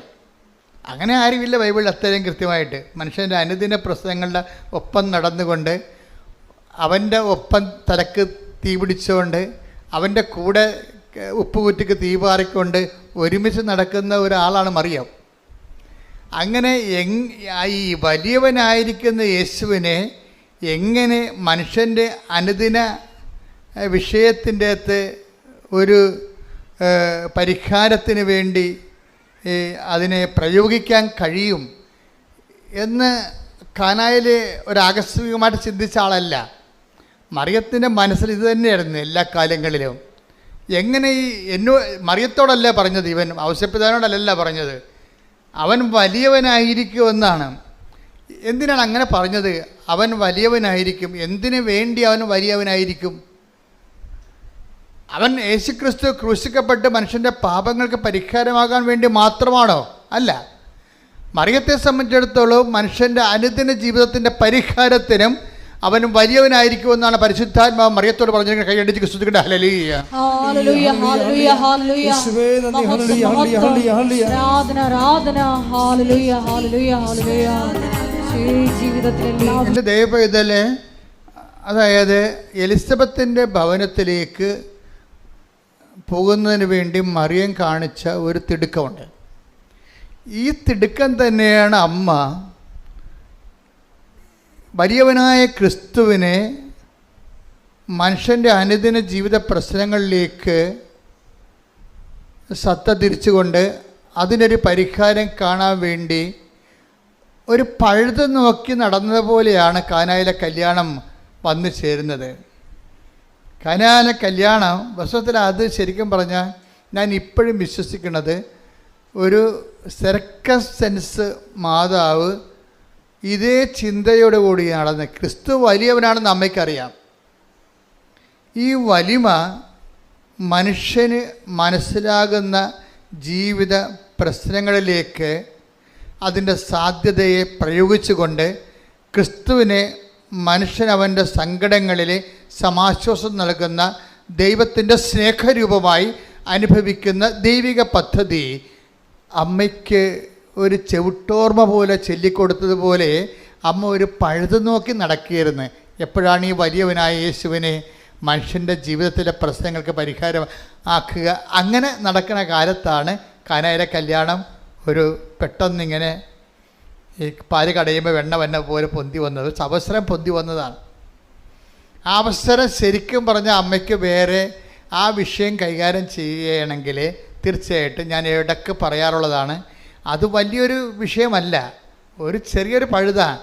അവിടെ വീഞ്ഞ് തീർന്നു പോയി, വേണമെങ്കിൽ അടുത്ത വീട്ടിൽ പോയി വായ്പ വാങ്ങിക്കാമെന്ന് പറയുമ്പോൾ ആ പ്രശ്നം തീരും. അടുത്ത വീട്ടിൽ പോയി വായ്പ വാങ്ങിക്കുക, അല്ലെങ്കിൽ 3-4 വീട്ടിൽ പോയി പെട്ടെന്ന് അവിടെ ഉള്ള വീഞ്ഞ്, അവിടെയൊക്കെ വീഞ്ഞുള്ള സ്ഥലമാണ്, ഞാനും പോയതാ. അവിടുന്ന് കുറേ വീഞ്ഞ് അവിടുന്ന് പോയപ്പോൾ കൊണ്ടുവരികയും ചെയ്തു ഇവിടെ. കാര്യം അതല്ല, അതോട് അവരുടെ ബിസിനസ്സാണത്. അപ്പം അതുകൊണ്ട് തന്നെ അവിടെ പഞ്ഞമൊന്നുമില്ല ഈ സംഭവം, അടുത്ത വീട്ടിൽ പോയി സംഭവം കിട്ടും. അങ്ങനെ ഒരു ഉപദേശം കൊടുക്കുന്നതിനുള്ള സാധ്യതയുണ്ട് അവിടെ. അല്ലെങ്കിൽ വിലക്ക് വാങ്ങാമല്ലോ. അപ്പോൾ ഈ 2 സംഭവം ചെയ്യാതെയാണ് അമ്മ ഈ വിഷയം യേശുവിൻ്റെ വലിയവനായ യേശുവിൻ്റെ വലിപ്പം മനുഷ്യൻ്റെ ജീവിത പ്രശ്നങ്ങൾ പരിഹാരമാകാനുള്ള സാധ്യത അമ്മ കണ്ടുപിടിച്ച ഒരു പോംവഴിയാണ്. നമ്മൾ അമ്മയെ വിളിക്കണത് എന്താണ്? ദിവ്യരഹസ്യങ്ങളുടെ എന്താ വിളിക്കണേ? റോസാപുഷ്പം. ഞങ്ങളൊക്കെ എൻ്റെ കുഞ്ഞുനാളിലൊക്കെ വീട്ടിൽ അമ്മ പറയണത് വ്രതപുഷ്പമേ എന്നൊക്കെ പറയും. എനിക്ക് അന്നും മനസ്സിലായിട്ടില്ല, ഇന്നും മനസ്സിലായിട്ടില്ല. ദിവ്യരഹസ്യങ്ങളുടെ വ്രതപുഷ്പമേ വെച്ചാൽ തമിഴാണ്. ഞങ്ങളുടെ ഇവിടുത്തെ പ്രാർത്ഥനകളെല്ലാം കേരളത്തിലെ ക്രിസ്ത്യൻസിൻ്റെ പ്രാർത്ഥന പൊതുവേ ഒരു 100 കൊല്ലം മുമ്പ് വരെ തമിഴായിരുന്നു. അപ്പം അതുകൊണ്ട് തമിഴിൻ്റെ പ്രാർത്ഥന പതുക്കെയാണ് ഇപ്പോൾ മലയാളത്തിലായത്. കാര്യം കേരളം തമിഴൊക്കെ ആയിരുന്നല്ലോ. അപ്പം അതിനോട് ആ കാലങ്ങളിലെല്ലാം പഴയ വേദപാഠങ്ങളെല്ലാം തമിഴായിരുന്നു. അപ്പോൾ അത് ദൈവരഹസ്യങ്ങളുടെ വ്രതപുഷ്പം. ഞാൻ സെമിനാരിൽ ചെന്നപ്പോൾ പഠിച്ചത് ഈ വ്രതപുഷ്പം എന്ന് പറഞ്ഞാൽ എന്താണ്? സെമിനാരിൽ ചെന്നപ്പോൾ ഇംഗ്ലീഷ് റോസ് ശരിയാണ്. അപ്പോൾ അവിടെ പറഞ്ഞാൽ എന്താണ്? Mystic rose, pray for us. എന്നുവെച്ചാൽ ദിവ്യരഹസ്യങ്ങളെ ഒരു തേൻ പോലെ ഒരു പനിനീർ പൂവിൽ സൂക്ഷിച്ചിരിക്കുന്നതാണ് അമ്മ. അമ്മ ഒരു പനിനീർ പൂവാണ്. ആ പനിനീർ പൂവിൽ ദിവ്യരഹസ്യങ്ങളുണ്ട്. തേന് പോലെ ഇരിക്കണ പൂവിലെങ്ങനെയാണ് തേനിരിക്കുന്നത് അതുപോലെ പരിശുദ്ധ മറിയമാവുന്ന സ്വർഗീയ പുഷ്പത്തിലെ തേനുണ്ട്. എന്തിൻ്റെയാണ്? ദിവ്യരഹസ്യങ്ങൾ. ദിവ്യരഹസ്യം എന്താണ്? ക്രിസ്തുവിനെക്കുറിച്ചുള്ള രഹസ്യങ്ങളാണ്. ക്രിസ്തുവിനെക്കുറിച്ചുള്ള രഹസ്യങ്ങൾ ആർക്കാണ് പകർന്നു കിട്ടിയിരിക്കുന്നത്? മറിയത്തിനാണ്. എന്താണ്? അവൻ വലിയവനായിരിക്കും. അതാണ് രഹസ്യമാണത്. അത് രഹസ്യമാണ്. ഈ രഹസ്യം അത് അമ്മയ്ക്ക് കിട്ടിയിരിക്കുന്ന രഹസ്യമാണ് അമ്മ കാനായിലെ അത് പരസ്യമാക്കുന്നത്. ഈ രഹസ്യമില്ലേ, അതായത് ഇവൻ വലിയവനായിരിക്കും എന്നുള്ള ദിവ്യരഹസ്യം, അതാണ് ദിവ്യരഹസ്യങ്ങളുടെ പനിനീർ പുഷ്പമേ. അപ്പം ഈ രഹസ്യത്തെയാണ് അമ്മ അവൻ വലിയവനായിരിക്കും. ഈ യേശുക്രിസ്തുവിൻ്റെ ശക്തിയെ അമ്മ ബലഹീനനായ മനുഷ്യൻ്റെ ഉയർത്തെഴുന്നേൽപ്പിനും നിലനിൽപ്പിനും ഉയർച്ചയ്ക്കും അതിജീവനത്തിനുമായിട്ട് അമ്മ ഒരു പഴുത് നോക്കിയിരിക്കുകയായിരുന്നു. യേശുക്രിസ്തുവിനെ ഇൻട്രൊഡ്യൂസ് ചെയ്യാൻ വേണ്ടി ക്രിസ്തുവിൻ്റെ ശക്തി, ക്രിസ്തുവിലുള്ള ദൈവത്തിൻ്റെ പദ്ധതികൾ, മനുഷ്യൻ്റെ എല്ലാ സർവ്വതോന്മുഖമായ വീണ്ടെടുപ്പുകൾ നിലവിൽ വരുത്താൻ വേണ്ടി അമ്മ ഒരു പഴുത് നോക്കിയിരിക്കുകയാണ്. അങ്ങനെ വളരെ അത്രയ്ക്ക് വലിയ ആഡംബരമായിട്ട് പറയാൻ പറ്റുന്നില്ലെങ്കിലും കിട്ടിയ പഴുത് അമ്മ തിടുക്കത്തിൽ ഉപയോഗിക്കുകയാണ്. അവിടെയും തിടുക്കമാണ്, പെട്ടെന്നല്ലേ ഈ സംഭവം നടക്കുന്നത്. അവർ അടുത്ത വീട്ടിൽ പോയി വാടകയ്ക്ക് വീഞ്ഞും കാവിക്കൊണ്ട് വരണമെങ്കിൽ തന്നെ ഇവിടെ കാര്യം സാധിച്ചു. അതാണ് അവിടെ തിടുക്കം കാണിക്കുന്നുണ്ട്. അതായത് അടുത്ത വീട്ടിൽ പോയി ആ വീട്ടുകാർ വീഞ്ഞ് തീരാൻ പോണെന്ന് കണ്ടപ്പോൾ തന്നെ ഇത് അമ്മയ്ക്കറിയാം, ഇത് ഇവർ വീഞ്ഞ് തീരാൻ പോണ എങ്ങനെ വീട്ടുകാരറിഞ്ഞു കഴിഞ്ഞാൽ ക്രിസ്തുവിനെ അറിയാൻ പാടില്ലാത്ത കാരണം അവർ വേറെ മാർഗങ്ങൾ ഉപയോഗിക്കുമെന്നറിയാം. അതാണ് വിഷയം. അവിടെ ക്രിസ്തുവിനെ അറിയാത്ത വീടാണത്. ക്രിസ്തുവിനെ അറിയാത്ത വീട്ടിൽ ഒരു വിഷയം ഉണ്ടായിക്കഴിഞ്ഞാൽ അവരറിഞ്ഞു കഴിയുമ്പോൾ, വിവാഹത്തിൻ്റെ ശോഷണം അറിഞ്ഞു കഴിയുമ്പോൾ ഓട്ടോമാറ്റിക്കലായിട്ട് അവർ വേറെ ക്രിസ്തുവിനെ ഇതരമായിട്ടുള്ള വേറെ മാർഗങ്ങൾ, വായ്പ വാങ്ങിക്കുകയോ വിലക്ക് വാങ്ങിക്കുകയോ എന്ന് അറിയാം, അവർ ചെയ്യുമെന്നറിയാം. അതിന് മുമ്പ് തന്നെ ഒരു തിടുക്കം കാണിക്കും. ഇവിടെ എലിസബത്തിൻ്റെ വീട്ടിലേക്ക് പോയി അതേ തിടുക്കം തന്നെ. ദൈവത്തിലെ ഓർക്കുക, നിൻ്റെ വിഷയത്തിനും നീ ഒരു ബൗദ്ധികമായ പരിഹാരം നീ കണ്ടെത്താൻ ഉള്ള സാവകാശത്തിന് മുമ്പേ മറിയം കാണിക്കുന്ന തിടുക്കത്തിൻ്റെ പേരാണ് ഉടമ്പടി. കൈയടിച്ച് ശ്രദ്ധിക്കട്ടെ. ഹല്ലേലൂയ. അതായത് എപ്പോഴും മനസ്സിലാക്കണം, മറിയം ഇപ്പം കാനായിലൊക്കെ വലിയ വിവാഹ വിരുന്നിൽ നടന്ന സംഭവങ്ങളെ നമ്മൾ അന്വേഷിച്ച് ചെയ്യണമെങ്കിൽ നമുക്ക് മനസ്സിലാകുന്ന ഒരു സത്യമുണ്ട്. എന്താണ്? മറിയം നമ്മുടെ ജീവിത പ്രശ്നങ്ങൾക്കൊപ്പമാണ്. മറിയം ക്രിസ്തുവിനൊപ്പമാണ്. അതേസമയം തന്നെ ക്രിസ്തുവിൻ്റെ ആ വലിമ എന്തു ചെയ്യും? നമ്മുടെ ജീവിത പ്രശ്നങ്ങൾക്ക് പരിഹാരം കാണാനുള്ള സാധ്യത, അതിനുള്ള പഴുത് ഓരോ നിമിഷം അന്വേഷിക്കുന്ന ആളാണ്. അതിനുള്ള തിടുക്കം കാണിക്കുന്നത് കൊണ്ടാണ് ഞാൻ നിങ്ങളോട് പറഞ്ഞത്, അമ്മ എന്താ പറഞ്ഞത്, അവൻ പറയണത് പോലെ ചെയ്യുക. ആ തിടുക്കം നിങ്ങളുടെ ഭാഗത്തു നിന്നുണ്ടാകണം. പിടികിട്ടിയാ? ഉടമ്പടി എപ്പോഴും കത്തണത് ഇങ്ങനെയാണ്. മറിയമ്മത്തിന് ഒരു തിടുക്കമുണ്ട്. മനുഷ്യൻ ബൗദ്ധികമായ മാനുഷികമായ മാർഗങ്ങൾ അന്വേഷിക്കുന്ന മുമ്പേ യേശുക്രിസ്തുവിനെ ആ പ്രശ്നത്തിൽ ഉൾപ്പെടുത്തിക്കൊണ്ട് ദൈവത്തിൻ്റെ മഹത്വപ്പെടുത്തുക എന്നുള്ള മറിയത്തിൻ്റെ സ്വാഭാവികമായ മാതൃകയ്ക്ക് മറിയത്തിന് ഇച്ഛാശക്തിയുണ്ട്. പക്ഷെ അത് നടപ്പിൽ വരുത്തുന്നതിന് നമ്മളുടെ ഭാഗത്തുനിന്നും അതുപോലെ തന്നെയുള്ള ഒരു തിടുക്കം ഉണ്ടാകണം. പറഞ്ഞ മനസ്സിലായില്ലേ? അതുകൊണ്ട് ഞാൻ എപ്പോഴും പറയും, നിങ്ങളുടെ പ്രശ്നത്തിനെ അടിസ്ഥാനപ്പെടുത്തിയാണ് നിങ്ങളൊരു തിടുക്കം നമുക്ക് തിടുക്കം ഉണ്ടാക്കാൻ പറ്റും. രണ്ട് തരത്തിലാണ് തിടുക്കം വരുന്നത്. ഒന്ന്, നിങ്ങളുടെ പ്രശ്നത്തെ അടിസ്ഥാനപ്പെടുത്തിക്കൊണ്ടൊരു തിടുക്കം ഉണ്ടാക്കാൻ പറ്റും. എന്താണ് കാരണം? നിങ്ങൾ ഇപ്പോൾ ഇംഗ്ലണ്ടിൽ പഠിക്കാൻ പോണ കക്ഷികളാണ്. അവിടെ ഇൻടേക്കിൻ്റെ അകത്ത് അവർക്ക് ഇപ്പോൾ സെപ്റ്റംബർ ഇൻടേക്ക് ഉണ്ട്. അതിൻ്റെ അകത്ത് കയറി പറ്റാൻ വേണ്ടി ഒരു തിടുക്കമുണ്ട്, അല്ലേ? ഒരു തിടുക്കം. അപ്പോൾ അതിനകത്ത് നിങ്ങളുടെ പ്രാർത്ഥനയുടെ ഉദ്ദേശം എന്താണ്? നിങ്ങൾക്ക് തിടുക്കം ഉണ്ടാക്കണത് എന്താണ്? സെപ്റ്റംബറിൽ പോകാൻ പറ്റുന്നില്ലെങ്കിൽ പിന്നെ അടുത്ത ഫെബ്രുവരിയിലേ പോകാൻ പറ്റത്തുള്ളൂ. അപ്പോൾ അതുകൊണ്ട് ഒരു സ്വാഭാവികമായിട്ട് ഉണ്ടാക്കുന്ന തിടുക്കമാണ്. ഞാൻ എന്താ ചെയ്യണത്? എപ്പോഴും നിങ്ങളുടെ ഈ മെറ്റീരിയലായിട്ടുള്ള തിടുക്കത്തെ ഞാനൊന്ന് ടെസ്റ്റ് ചെയ്തിട്ട് നിങ്ങളിലേക്ക് ദൈവസ്നേഹം ഇൻഡക്റ്റ് ചെയ്ത് തരും. നിങ്ങളുടെ ഇതിലേക്ക് ദൈവസ്നേഹം തരും. എന്താ കാര്യം വെച്ചാൽ, മറ്റൊരു പ്രശ്നം വെച്ച് കഴിഞ്ഞാൽ ആ ഇൻടേക്ക് കഴിയുമ്പോൾ നിങ്ങളുടെ തിടുക്കം പോവും. അശംപ്രദ മനസ്സിലായില്ലേ? എൻ്റെ ടെക്നിക്കായിട്ട് ഈ കാര്യം മനസ്സിലാക്കണം. നിങ്ങളുടെ ജപ്തി നടപടി മാർച്ച് കഴിഞ്ഞപ്പോൾ ഇപ്പോൾ തിടുക്കമില്ല. ഈ മാനുഷിക തിടുക്കം, മെറ്റീരിയലായിട്ടുള്ള തിടുക്കത്തിൻ്റെ കുഴപ്പം അത് കണ്ടീഷണലാണ്. അതൊരു വിഷയവുമായിട്ടും ഒരു സീസണലായിട്ടുള്ള തിടുക്കമാണ്. നിങ്ങളുടെ ഇൻടേക്ക് കഴിഞ്ഞു, സെപ്റ്റംബറിൽ കിട്ടിയില്ല, അതിന് കുഴപ്പമില്ല, ഇപ്പോൾ ഫെബ്രുവരിയല്ലേ, അതിനനുസരിച്ച് പോയി നമുക്ക് ഇംഗ്ലീഷ് പഠിക്കാമെന്ന് പറയും. അപ്പോൾ നിങ്ങളുടെ തിടുക്കം പോയി. പക്ഷേ ആ തിടുക്കമല്ല നമുക്ക് വേണ്ടത്. ഒരു വിഷയബന്ധിതമായ തിടുക്കമാണ് നിങ്ങൾക്കുള്ളത്. മറിച്ച് എനിക്കറിയാം നിങ്ങളുടെ തിടുക്കം മെറ്റീരിയലാണെന്നറിയാം. നിങ്ങൾ ആ വിഷയം ആ സമയം കഴിഞ്ഞ് കഴിഞ്ഞാൽ പിന്നെ നിങ്ങൾ തിടുക്കം കുറയും. പക്ഷേ പ്രശ്നം എന്താ വെച്ചാൽ, തിടുക്കം കൂട്ടുകയും തിടുക്കം കുറയ്ക്കുകയും ചെയ്യുന്നത് ആരോടാണ്? ദൈവത്തോടല്ലേ. അതാണൊരു കുഴപ്പം. ഇതിൽ വരുന്നൊരു അപകടം അതാണ്. നിങ്ങളിപ്പോൾ ജപ്തി മാറ്റി വെക്കാൻ വേണ്ടി നിങ്ങൾ ഒരു തിടുക്കം കാണിക്കുന്നത്. ജപ്തി മാറ്റി വെച്ച് കഴിയുമ്പോൾ പിന്നെ നിങ്ങൾക്ക് ഉടമ്പടി ആ പഴയതുപോലെയുള്ള ഫെർവൻസ് ഇല്ല. എന്താ കാര്യം? നിങ്ങളുടെ തിടുക്കമെല്ലാം ഒരു വിഷയത്തെ ബന്ധിതമായിട്ട് വെച്ചിരുന്നതാണ്. അപ്പം ഞാൻ എന്താ ചെയ്യണത്? ഞാൻ പലപ്പോഴും ചെയ്യണത് നിങ്ങളുടെ തിടുക്കം വിഷയത്തിൽ നിന്ന് മാറ്റിയിട്ട് വ്യക്തിയിലേക്ക് ഞാൻ ലിങ്ക് ചെയ്യിക്കും. വ്യക്തി എന്ന് പറയാൻ ആരാണ്? ഒന്ന് ക്രിസ്തുവിലേക്ക് ഞാൻ ലിങ്ക് ചെയ്യിക്കും. എന്നിട്ട് നിങ്ങളിൽ ക്രിസ്തുവിനെക്കുറിച്ചുള്ള സ്നേഹവും ക്രിസ്തുവിൻ്റെ ഇടപെടലിനെക്കുറിച്ച് ഞാൻ നിങ്ങളോട് കൂടുതൽ പറയും.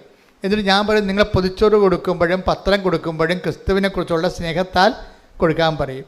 അല്ലാതെ നിങ്ങളെ ഇൻറ്റൻഷൻ വെച്ചിട്ട് ഇവിടെ എഴുതി വെച്ചിരിക്കുന്ന വിഷയത്തെ അല്ല നിങ്ങൾ അടിസ്ഥാനപ്പെടുത്തേണ്ടത്. നിങ്ങൾ ചെയ്യേണ്ട ഓരോ കാര്യവും പത്രം കൊടുത്താലും വെയിൽ കൊണ്ടാലും അതിനുവേണ്ടി മഴ കൊണ്ടാലും നിങ്ങൾ എന്ത് ചെയ്യണം? അത് ക്രിസ്തുവിൻ്റെ സ്നേഹത്തെ കാഴ്ചവെക്കാൻ പറയും. എന്തിനറിയാവോ? എനിക്ക് നിങ്ങളുടെ തിടുക്കത്തെ ക്രിസ്തുവിൻ്റെ വ്യക്തിത്വത്തോട് ബന്ധപ്പെടുത്തി നിർത്തിക്കഴിഞ്ഞാലുള്ള ഗുണമെന്ന് പറയണത് അതങ്ങനെ ശാശ്വതമായിട്ട് നിൽക്കും. മറ്റത് വിഷയബന്ധിയാണ്, സീസണബിളാണ്. നിൻ്റെ ജപ്തി നടപടി മാറുമ്പോഴും പരീക്ഷ കഴിയുമ്പോഴും നിങ്ങളുടെ തിടുക്കം കുറയും. അപ്പോഴേ അങ്ങനെ ഒരു റിലേഷൻസ് നമുക്ക് ദൈവമായിട്ട് മെയിൻറ്റെയിൻ ചെയ്യാൻ പറ്റത്തില്ല. പറ്റുമായിരിക്കും, പക്ഷേ പരിമിതികളുണ്ട്. അതിന് ദൈവത്തിനറിയാൻ പറ്റും. ഓർഡർ തമ്മാവ അറിയാമോ? ഇത് വെറുതെ വിഷയത്തിന് വേണ്ടി വന്നിരിക്കുകയാണ്, വയറ്റിപ്പഴപ്പ് പരിപാടിയാണ്, എനിക്ക് അതിൻ്റെ അകത്ത് റോളില്ലെന്ന് ദൈവത്തെ മനസ്സിലായാൽ പിന്നെ ഇത് ആവശ്യമില്ലാതെ ഇങ്ങനെ ലാഗാകും. അപ്പോൾ ഉടമ്പടിയെ നിങ്ങൾ ആവശ്യമില്ലാതെ ലാഗാക്കരുത്. അത് വിഷയബന്ധിയോ സീസണബിളോ ആയിട്ട് നമ്മൾ ഉടമ്പടി എടുത്തു കഴിയുമ്പോൾ തിടുക്കവും അതുപോലെ വരും. മറിച്ച് അത് അച്ഛൻ എപ്പോഴും നിങ്ങളോട് പറയണത്, നിങ്ങൾ ദൈവസ്നേഹത്തിൻ്റെ ഫോർമാറ്റിലേക്ക് ഇത് റീഫോർമാറ്റ് ചെയ്യാൻ പറയും. എല്ലാം ഇപ്പോൾ കാര്യം ഞാൻ അങ്ങനെ ചെയ്യണതല്ല, എൻ്റെ ജീവിതത്തിൽ മുഴുവൻ അങ്ങനെ ചെയ്യണത്. അതെനിക്ക് ആരും ഇപ്പോൾ പുതുതായിട്ട് പറഞ്ഞു തന്നതല്ല. എനിക്ക് പണ്ട് മുതലേ അച്ഛനായ കാലം മുതൽ മനസ്സിലാകുമായിരുന്നു, ഇവിടുത്തെ മെയിൻ എന്ത് കാര്യം ചെയ്താലും അത് ദൈവസ്നേഹമാണ്. അല്ല സഭയെ ഒപ്പിക്കുക എന്നുള്ളതൊക്കെ സെക്കൻഡറി ആയിട്ട് വരുന്ന സാങ്കേതിക വിഷയങ്ങളാണ്. അതല്ല, സഭയെ സ്നേഹിക്കുന്നതും ശുശ്രൂഷിക്കുന്നതും എല്ലാം അതിൻ്റെ ബേസിക്കായിട്ടുള്ള ദൈവസ്നേഹമാണ് വരേണ്ടതെന്ന്. അപ്പം നിങ്ങളും ഉടമ്പടി എടുക്കുമ്പോൾ ഉടമ്പടി ജീവിക്കുമ്പോൾ ഈ കണ്ടൻറ് ഓഫ് ലവ് വർത്തിക്കാൻ നോക്കണം. പറഞ്ഞു എന്നാൽ എളുപ്പമാണ് ഈ സംഭവം. അങ്ങനെ ദൈവത്തിന് ഒരിക്കലും നിങ്ങളെക്കുറിച്ച് നിങ്ങൾ തോന്നുകയാണ് നിങ്ങൾ ദൈവസ്നേഹത്തിൻ്റെ വക്താവാണെന്ന് ദൈവത്തിന് തോന്നിയാൽ പിന്നെ ഇത്രയും ഈ പ്രശ്നങ്ങളൊന്നുമില്ല. ഒരിക്കലും ഞാൻ എപ്പോഴും നിങ്ങൾ പറഞ്ഞിട്ടുണ്ടല്ലേ, കഴിഞ്ഞ പ്രാവശ്യമൊക്കെ പറഞ്ഞു, ഇതിൻ്റെ റിസ്ക് എന്ന് പറഞ്ഞാൽ എന്താണ്? ഇപ്പോൾ I will be with you unto the last. ഞാൻ നിങ്ങളുടെ കൂടെ ഉണ്ടാകും. I will come with you wherever you go. നിങ്ങൾ എവിടെ പോയാലും ഞാൻ അത് ഉടമ്പടിയിലുള്ളതല്ലേ. ദൈവം നമ്മുടെ കൂടെ ഉണ്ടാകുമെന്നുള്ള കാര്യം എന്താണ്? അത് ഉടമ്പടിയിലുള്ളതാണ്. അത് പക്ഷേ ഉള്ള പ്രശ്നമെന്ന് വെച്ചാൽ അതിനൊരു പ്രശ്നമുണ്ട്. ദൈവം നമ്മളുടെ കൂടെ ഉണ്ടാകുമെന്നുള്ള കാര്യം അത് ഉടമ്പടിയിലുള്ളതാണ്. പക്ഷെ അതിൻ്റെ അകത്ത് റിസ്ക് ഫാക്ടർ എന്ന് പറഞ്ഞാൽ എന്താണ്? ഇപ്പോൾ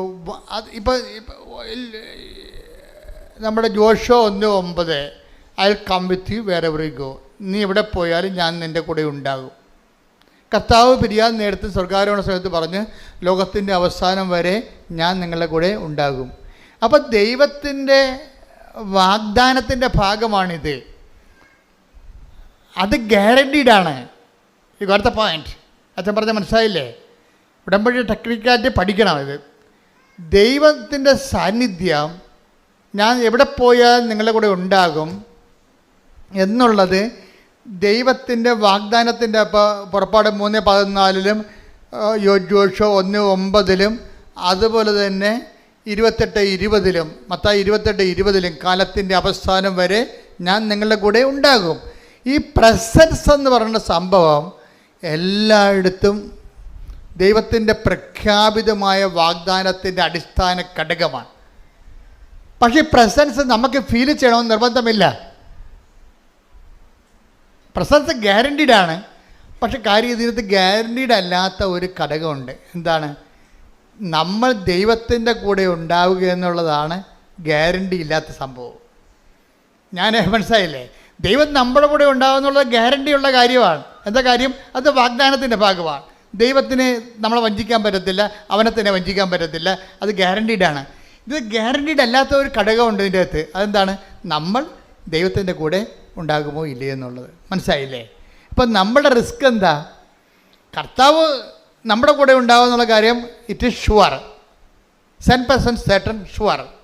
പക്ഷേ ഇത് അനുഭവവേദ്യമാകുക എന്നുള്ള വിഷയം എന്ന് പറയുന്നത് നമ്മൾ അതുപോലെ തന്നെ അവൻ്റെ കൂടെ ഉണ്ടാകണം. അതാണ് വിഷയം.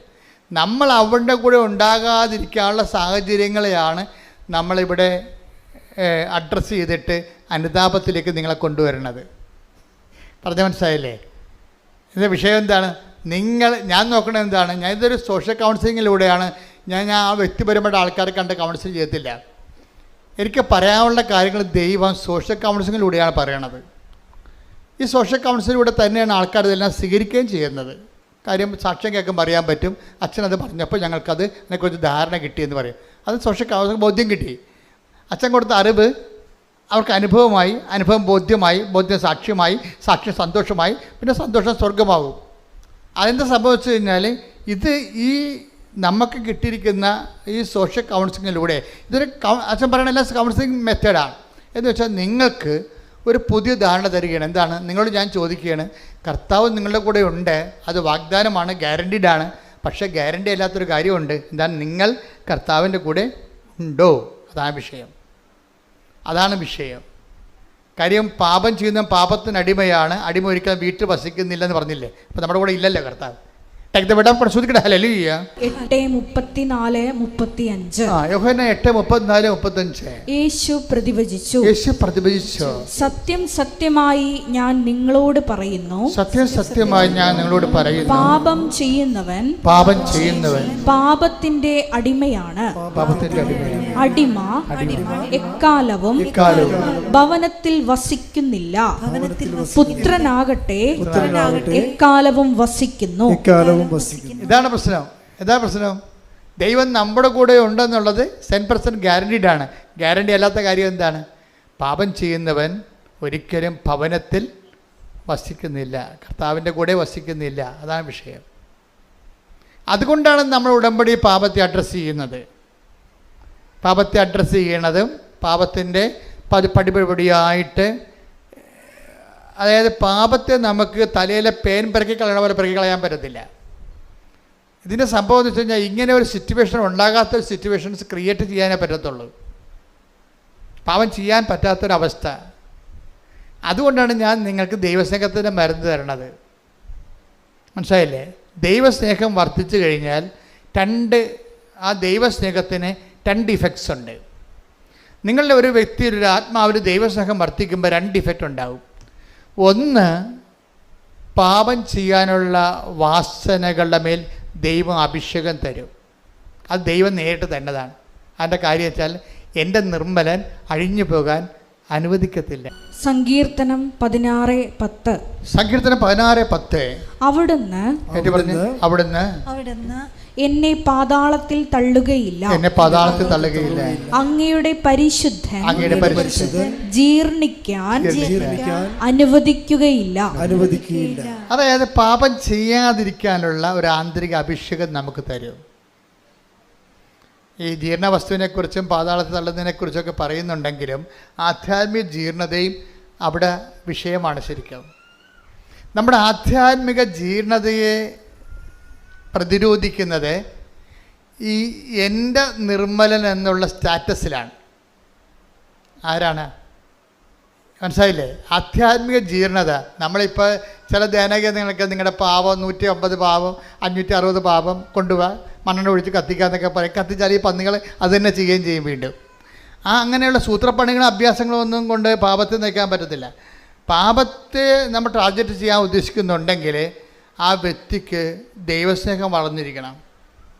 ദൈവസ്നേഹം വളർന്നാൽ 2 ഇഫക്റ്റ് വരും. എന്താ ഇഫക്റ്റ് പറയുന്നത്? ഒന്ന്, ദൈവത്തിനൊരു റിസ്ക് ഉണ്ട്. എന്താണ്? എൻ്റെ നിർമ്മലൻ ആധ്യാത്മിക ജീർണിക്കാൻ ഞാൻ അനുവദിക്കത്തില്ല. അത് നമുക്ക് സപ്പോർട്ട് കിട്ടുന്നതാണ്. പിന്നെ എന്താ വെച്ച് കഴിഞ്ഞാൽ നമ്മൾക്ക് തന്നെ ഇങ്ങനെയുള്ള സാഹചര്യങ്ങളോട് അഫിനിറ്റി കുറയും, താല്പര്യം. പാപം ചെയ്യാനുള്ള ഒന്നെങ്കിൽ 2 തരത്തിൽ, ഒന്നെങ്കിൽ ഒരു പ്രലോഭനത്തിൽ ഉൾപ്പെടുത്തരുത് നമ്മൾ പ്രാർത്ഥിക്കുമ്പോൾ അങ്ങനെയുള്ള സാഹചര്യങ്ങളിൽ നിന്ന് ഇരിക്കാനുള്ള സാധ്യതയെ ദൈവം ട്രേസ് ഔട്ട് ചെയ്യുന്നുണ്ട്. ഇപ്പം എന്താ ഞങ്ങളെ പ്രലോഭനത്തിൽ ഉൾപ്പെടുത്തരുത് എന്നല്ല പറയണത്. അപ്പം അതിൻ്റെ അർത്ഥം എന്താണ്? അങ്ങനെ ഒരു സിറ്റുവേഷൻ ഉണ്ട് ആധ്യാത്മിക ജീവിതത്തിൽ എന്ന് ഈശോ വെളിപ്പെടുത്തിയിരിക്കുന്നു. കൈയടിക്കട്ടെ പരമദിവ്യകാരുണ്യത്തിന് എന്നേരവും ആരാധനയും സ്തുതിയും പുകഴ്ചയും ഉണ്ടായിരിക്കട്ടെ. എൻ്റെ മക്കളെ, നമ്മുടെ ആധ്യാത്മിക ലൈഫിൽ ഇങ്ങനെ ഒരു സിറ്റുവേഷൻസ് ഉണ്ടെന്ന് ഈശോ ട്രേസ് ഔട്ട് ചെയ്തിരിക്കുന്നു. എന്താണ്? ഞങ്ങളെ പ്രലോഭനത്തിൽ ഉൾപ്പെടുത്തരുത്. ദാറ്റ് മീൻസ് അതിൻ്റെ പ്രൊവിഷൻ ഉണ്ടെന്ന് ഇല്ലേ? പ്രലോഭനത്തിൽ ഉൾപ്പെടാതെ ഒരു വ്യക്തിക്ക് ഇവിടെ ജീവിക്കാനുള്ള സാധ്യതയുണ്ടെന്ന് ആണ് ഈശോ. കാരണം ഈശോ മാത്രമേ ഈ രഹസ്യം പുറത്ത് പറഞ്ഞിട്ടുള്ളൂ. ഇത് രഹസ്യമാണ്. ഈശോ എന്തെല്ലാം രഹസ്യങ്ങൾ പറഞ്ഞിട്ടുണ്ട്. ഈശോ പറഞ്ഞ മൊത്തം രഹസ്യമാണ്. ലോകസ്ഥാപനം മുതൽ ഇന്ന് വരെ നിഗൂഢമായിരിക്കുന്നതെല്ലാം അവൻ വെളിപ്പെടുത്തുന്നു. അപ്പോൾ എന്താണ്? അവൻ രഹസ്യമാണ്. ഇത് രഹസ്യമാണ്. നമുക്ക് ജീവിക്കാൻ ഉദ്ദേശിക്കുന്നവൻ നിങ്ങൾ ഇവിടെയാണ് ഇൻവെസ്റ്റ് ചെയ്യേണ്ടതെന്നാണ് ഈശോ പറയണത്. നിങ്ങൾക്ക് സത്യസന്ധമായി ദൈവത്തിൻ്റെ നിർമ്മലനായിട്ടും നിർമ്മലയായിട്ടും ജീവിക്കാൻ ഉദ്ദേശിക്കുന്നുണ്ടെങ്കിൽ നിങ്ങൾ ദൈവസ്നേഹത്തിൽ വളരണം. ദൈവസ്നേഹത്തിൽ വളരാൻ ഉദ്ദേശിക്കുന്നുണ്ടെങ്കിൽ നിങ്ങൾ ക്രിസ്തുവിനോടുള്ള സ്നേഹത്തിലാണ് വളരേണ്ടത്. കാര്യം എന്താണ്? ക്രിസ്തു ദൈവത്തിൻ്റെ സ്നേഹത്തിൻ്റെ പ്രതിച്ഛായയാണ്. ദൈവം എത്രത്തോളം നമ്മളെ സ്നേഹിച്ചുവെന്ന് അവൻ്റെ മുൾക്കിടം നോക്കുമ്പോൾ അറിയാൻ പറ്റും. അവൻ എന്തുമാത്രം നമ്മളെ സ്നേഹിച്ചു വന്ന് അവൻ്റെ കരചരണങ്ങളെ ആണിപ്പഴും നോക്കുമ്പോൾ അറിയാൻ പറ്റും. അവൻ എന്തുമാത്രം നമ്മളെ സ്നേഹിച്ചു വന്ന് അവൻ്റെ ഹൃദയത്തിലെ തിരുവിലാവിലെ മുറിവ് നോക്കുമ്പോൾ അറിയാൻ പറ്റും. ശ്രുതിക്കട്ടെ ചെയ്യണത് അവൻ പറയണത് പോലെ ചെയ്യുക. അവൻ പറഞ്ഞത് എന്താണ്? എന്നെ സ്നേഹിക്കുന്നവൻ എൻ്റെ കൽപ്പന പാലിക്കട്ടെ. ഇവിടെ കൂടെ ശ്രുതിക്കട്ടെ. Hallelujah, hallelujah, hallelujah, hallelujah. യേശുവേ നന്ദി. യോഹന്നാൻ 14:23. യോഹന്നാൻ 14:23. യേശു പ്രതിവചിച്ചു, എന്നെ സ്നേഹിക്കുന്നവൻ എന്റെ വചനം പാലിക്കും. അപ്പോൾ എന്റെ പിതാവ് അവനെ സ്നേഹിക്കുകയും ഞങ്ങൾ അവന്റെ അടുത്ത് വന്ന് അവനിൽ വാസമുറപ്പിക്കുകയും ചെയ്യും. 13:35 വായിച്ചേ. നിങ്ങൾ പരസ്പരം സ്നേഹിക്കുവിൻ. ഞാൻ നിങ്ങളെ സ്നേഹിച്ചതുപോലെ നിങ്ങളും പരസ്പരം സ്നേഹിക്കുവിൻ. നിങ്ങൾക്ക് പരസ്പരം സ്നേഹമുണ്ടെങ്കിൽ നിങ്ങൾ എന്റെ ശിഷ്യന്മാരാണെന്ന് അതുമൂലം എല്ലാവരും അറിയും. പത്രം കൊടുക്കുന്ന പോലെ എല്ലാവരെയും കർത്താവിനെ അറിയിക്കാൻ പറ്റും. പക്ഷേ ഏറ്റവും വലിയ അറിയിപ്പ് എന്താണ്? നിങ്ങൾക്ക് അവൻ പറയണ പോലെ ചെയ്യുകയല്ല ഉടമ്പടി. അവൻ പറഞ്ഞ ഏറ്റവും വലിയ വിഷയം എന്താണ്? നിങ്ങൾക്ക് പരസ്പര സ്നേഹമുണ്ടെങ്കിൽ നിങ്ങൾക്ക് പരസ്പരം സ്നേഹമുണ്ടെങ്കിൽ നിങ്ങൾ എൻ്റെ ശിഷ്യന്മാരാണെന്ന് മറ്റുള്ളവർ അറിയും. അപ്പോൾ പൊതുച്ചോറും കൊടുത്തിട്ട് ഓടിക്കളയരുത്. മനസ്സിലായില്ലേ? നിങ്ങൾ എന്തുകൊണ്ടത് കൊടുക്കണമെന്ന് പറയണം. മനസ്സിലായില്ലേ? പത്രം കൊടുത്തിട്ട് പോയി കളയരുത്. അതല്ല വിഷയം. ഞങ്ങൾ നിങ്ങളെ സ്നേഹിക്കുന്നു. കാരണം എന്താണ്? ക്രിസ്തു നമ്മളെ രണ്ടുപേരെയും സ്നേഹിക്കുന്നു. അത് വിഷയമാണ്. അതിനെ പറഞ്ഞ് മനസ്സിലാക്കണം. കഴിഞ്ഞ ദിവസങ്ങൾ ഓർത്തഡോക്സിൽ നിന്നൊരു ചേച്ചി ഒരു സാക്ഷ്യം പറഞ്ഞു.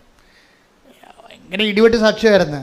പക്ഷേ എനിക്ക് അവസാനം പറഞ്ഞതാണ് എൻ്റെ ചങ്കക്കൊണ്ടത്. അവർ പറഞ്ഞു, കൃപാസനം ഇല്ലായിരുന്നെങ്കിൽ കുറേ പേര് പട്ടിണി കിടന്ന് മരിച്ചതെന്ന്. അപ്പോൾ ഞാൻ ഓർത്തതെന്ന് വെച്ചാൽ ഇവിടെ ലോട്ടറി ടിക്കറ്റ് വിൽക്കണ കുറേ ചേട്ടന്മാരുണ്ടല്ലോ, അല്ലെങ്കിൽ തിരിവിക്കണ ചേട്ടന്മാർ, അവരെക്കുറിച്ചായിരിക്കും ഈ പറയണതെന്ന്. ഈ കൃപാസനം ഈ സ്ഥാപനം ഇല്ലെങ്കിൽ അവരല്ല ഉദ്ദേശിച്ചത്. അവരുദ്ദേശിച്ചത് കേരളത്തിൽ 10,200 അനാഥാലയങ്ങളുണ്ട്. അവിടെയെല്ലാം ഉടമ്പടി എടുത്ത ആൾക്കാർ ക്യൂ ആണ്. അവിടെ വസ്ത്രം കഴുകി കൊടുക്കാനും ഭക്ഷണം കൊടുക്കാനും ആശുപത്രി ക്ലീൻ ചെയ്യാനും നഖം വെട്ടി കൊടുക്കാനും കുളിപ്പിച്ച് കൊടുക്കാനും ആൾക്കാർ ക്യൂ ആണ്. അവർക്ക് സമയാസമയങ്ങളിൽ ഭക്ഷണം കൊടുക്കുകയും അവിടെ ഇല്ലായ്മയും വല്ലായ്മയും തിരക്കുകയും മരുന്ന് മേടിക്കാൻ കാശുണ്ടാൻ ചോദിക്കുകയും ആ ചീട്ട് വാങ്ങിച്ചിട്ട് മരുന്ന് വാങ്ങിച്ച് കൊടുക്കുകയും ചെയ്യും. അങ്ങനെ ഭയങ്കരമായൊരു സുവിശേഷ പേര് ലോകം മുഴുവൻ നടക്കുന്നുണ്ട്. അമേരിക്കയിൽ നിന്നും അതുപോലെ തന്നെ ഇംഗ്ലണ്ടിൽ നിന്നൊക്കെ വന്ന് സാക്ഷ്യം പറയുന്നവർ അവർ ചെയ്യുന്ന പ്രേക്ഷിത പ്രവർത്തനങ്ങളെക്കുറിച്ച് ഇവർ അച്ഛൻ ചോദിക്കും, സിസ്റ്റർ ചോദിക്കും. അപ്പോൾ അവരിതെല്ലാം തുറന്ന് പറയും എന്തൊക്കെയാണ് അവർ ചെയ്യണമെന്ന്. അപ്പോൾ ലോകം മുഴുവനും മനുഷ്യരെ സ്നേഹിക്കുകയാണ്.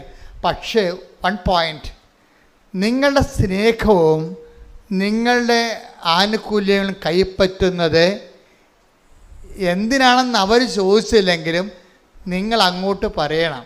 എന്താ കാര്യം? നമ്മൾ തമ്മിൽ കണ്ടു പരിചയമില്ല, പക്ഷേ നമ്മൾ രണ്ടുപേരെയും കണ്ടു പരിചയമുള്ള ഒരാളുണ്ട്. അയാളുടെ പേരാണ് ക്രിസ്തു. ഹല്ലേലൂയ ഹല്ലേലൂയ ഹല്ലേലൂയ യേശുവേ നന്ദി. Hallelujah hallelujah. നിങ്ങളെല്ലാം മറക്കണം എന്നാണ് എനിക്ക് പറയാനുള്ളത്. എനിക്കല്ലേ, എന്നിലൂടെ പരിശുദ്ധാത്മാവിന് നിങ്ങളോട് പറയാനുള്ളത് അതാണ്. നിങ്ങളെല്ലാം മറക്കണം. എന്ത് മറക്കണം? നിങ്ങളുടെ ജോലിയെക്കുറിച്ചുള്ള ടെൻഷൻസ് മറക്കണം. നിങ്ങൾക്ക് PR താമസിക്കുന്ന മറക്കണം. നിങ്ങളുടെ പെൻഷൻ കിട്ടാൻ താമസിക്കുന്നത് മറക്കണം. നിങ്ങളുടെ ഏജൻറ്റ് നിങ്ങളെ വഞ്ചിച്ചത് മറക്കണം. നിങ്ങൾ ഓർക്കേണ്ട ഒരാളുണ്ട്, തനിക്ക് വേണ്ടി ജീവൻ വരെ, നമുക്ക് വേണ്ടി ജീവൻ വരെ തരാൻ കഴിവുള്ളവനും ആ തന്ന് സ്നേഹിച്ച ദൈവത്തെ നിങ്ങൾ ഓർക്കണം. എന്തിനാണ് ഓർക്കുന്നത്? അവനെ ഓർക്കുമ്പോഴേ അവൻ്റെ സ്നേഹത്തിൽ നമ്മൾ വളരും. ഓർമ്മയാണ് സ്നേഹത്തിൽ വളർത്തുന്നത് നമ്മളെ. ഇപ്പം കുർബാന ഒരു ഓർമ്മയല്ലേ? കുർബാന ഓർമ്മയല്ലേ? എന്തിൻ്റെ ഓർമ്മയാണ്? അവൻ്റെ അവസാനത്തുള്ളി ചോര വരെ കുരിശിൽ പരിഹാരമായി നമുക്ക് വേണ്ടി ചിന്തിയതിൻ്റെ ഓർമ്മ. Do this in memory of me. ഇതെൻ്റെ ഓർമ്മയ്ക്കായി ചെയ്യുവിൻ. ഇതിൻ്റെ ഓർമ്മയ്ക്കായി ചെയ്യുവിന് അന്ത്യത്താഴത്തെക്കുറിച്ച് നമ്മൾ ചിന്തിക്കുമ്പോഴും ദൈവത്തിന് ചെയ്യാവുന്നതിൻ്റെ മാക്സിമം കമ്മിറ്റ്മെൻറ്റാണ് കുർബാനയിലൂടെ വരണത്. അത് ദൈവത്തിൻ്റെ സ്നേഹത്തിൻ്റെ അദമ്യമായ അവസാന രൂപമാണ്. അതുകൊണ്ടാണ് നമ്മൾ കുർബാന എന്ന് പറയുമ്പോൾ ഉടനെ മുട്ടേ നിൽക്കും നമ്മളല്ലേ.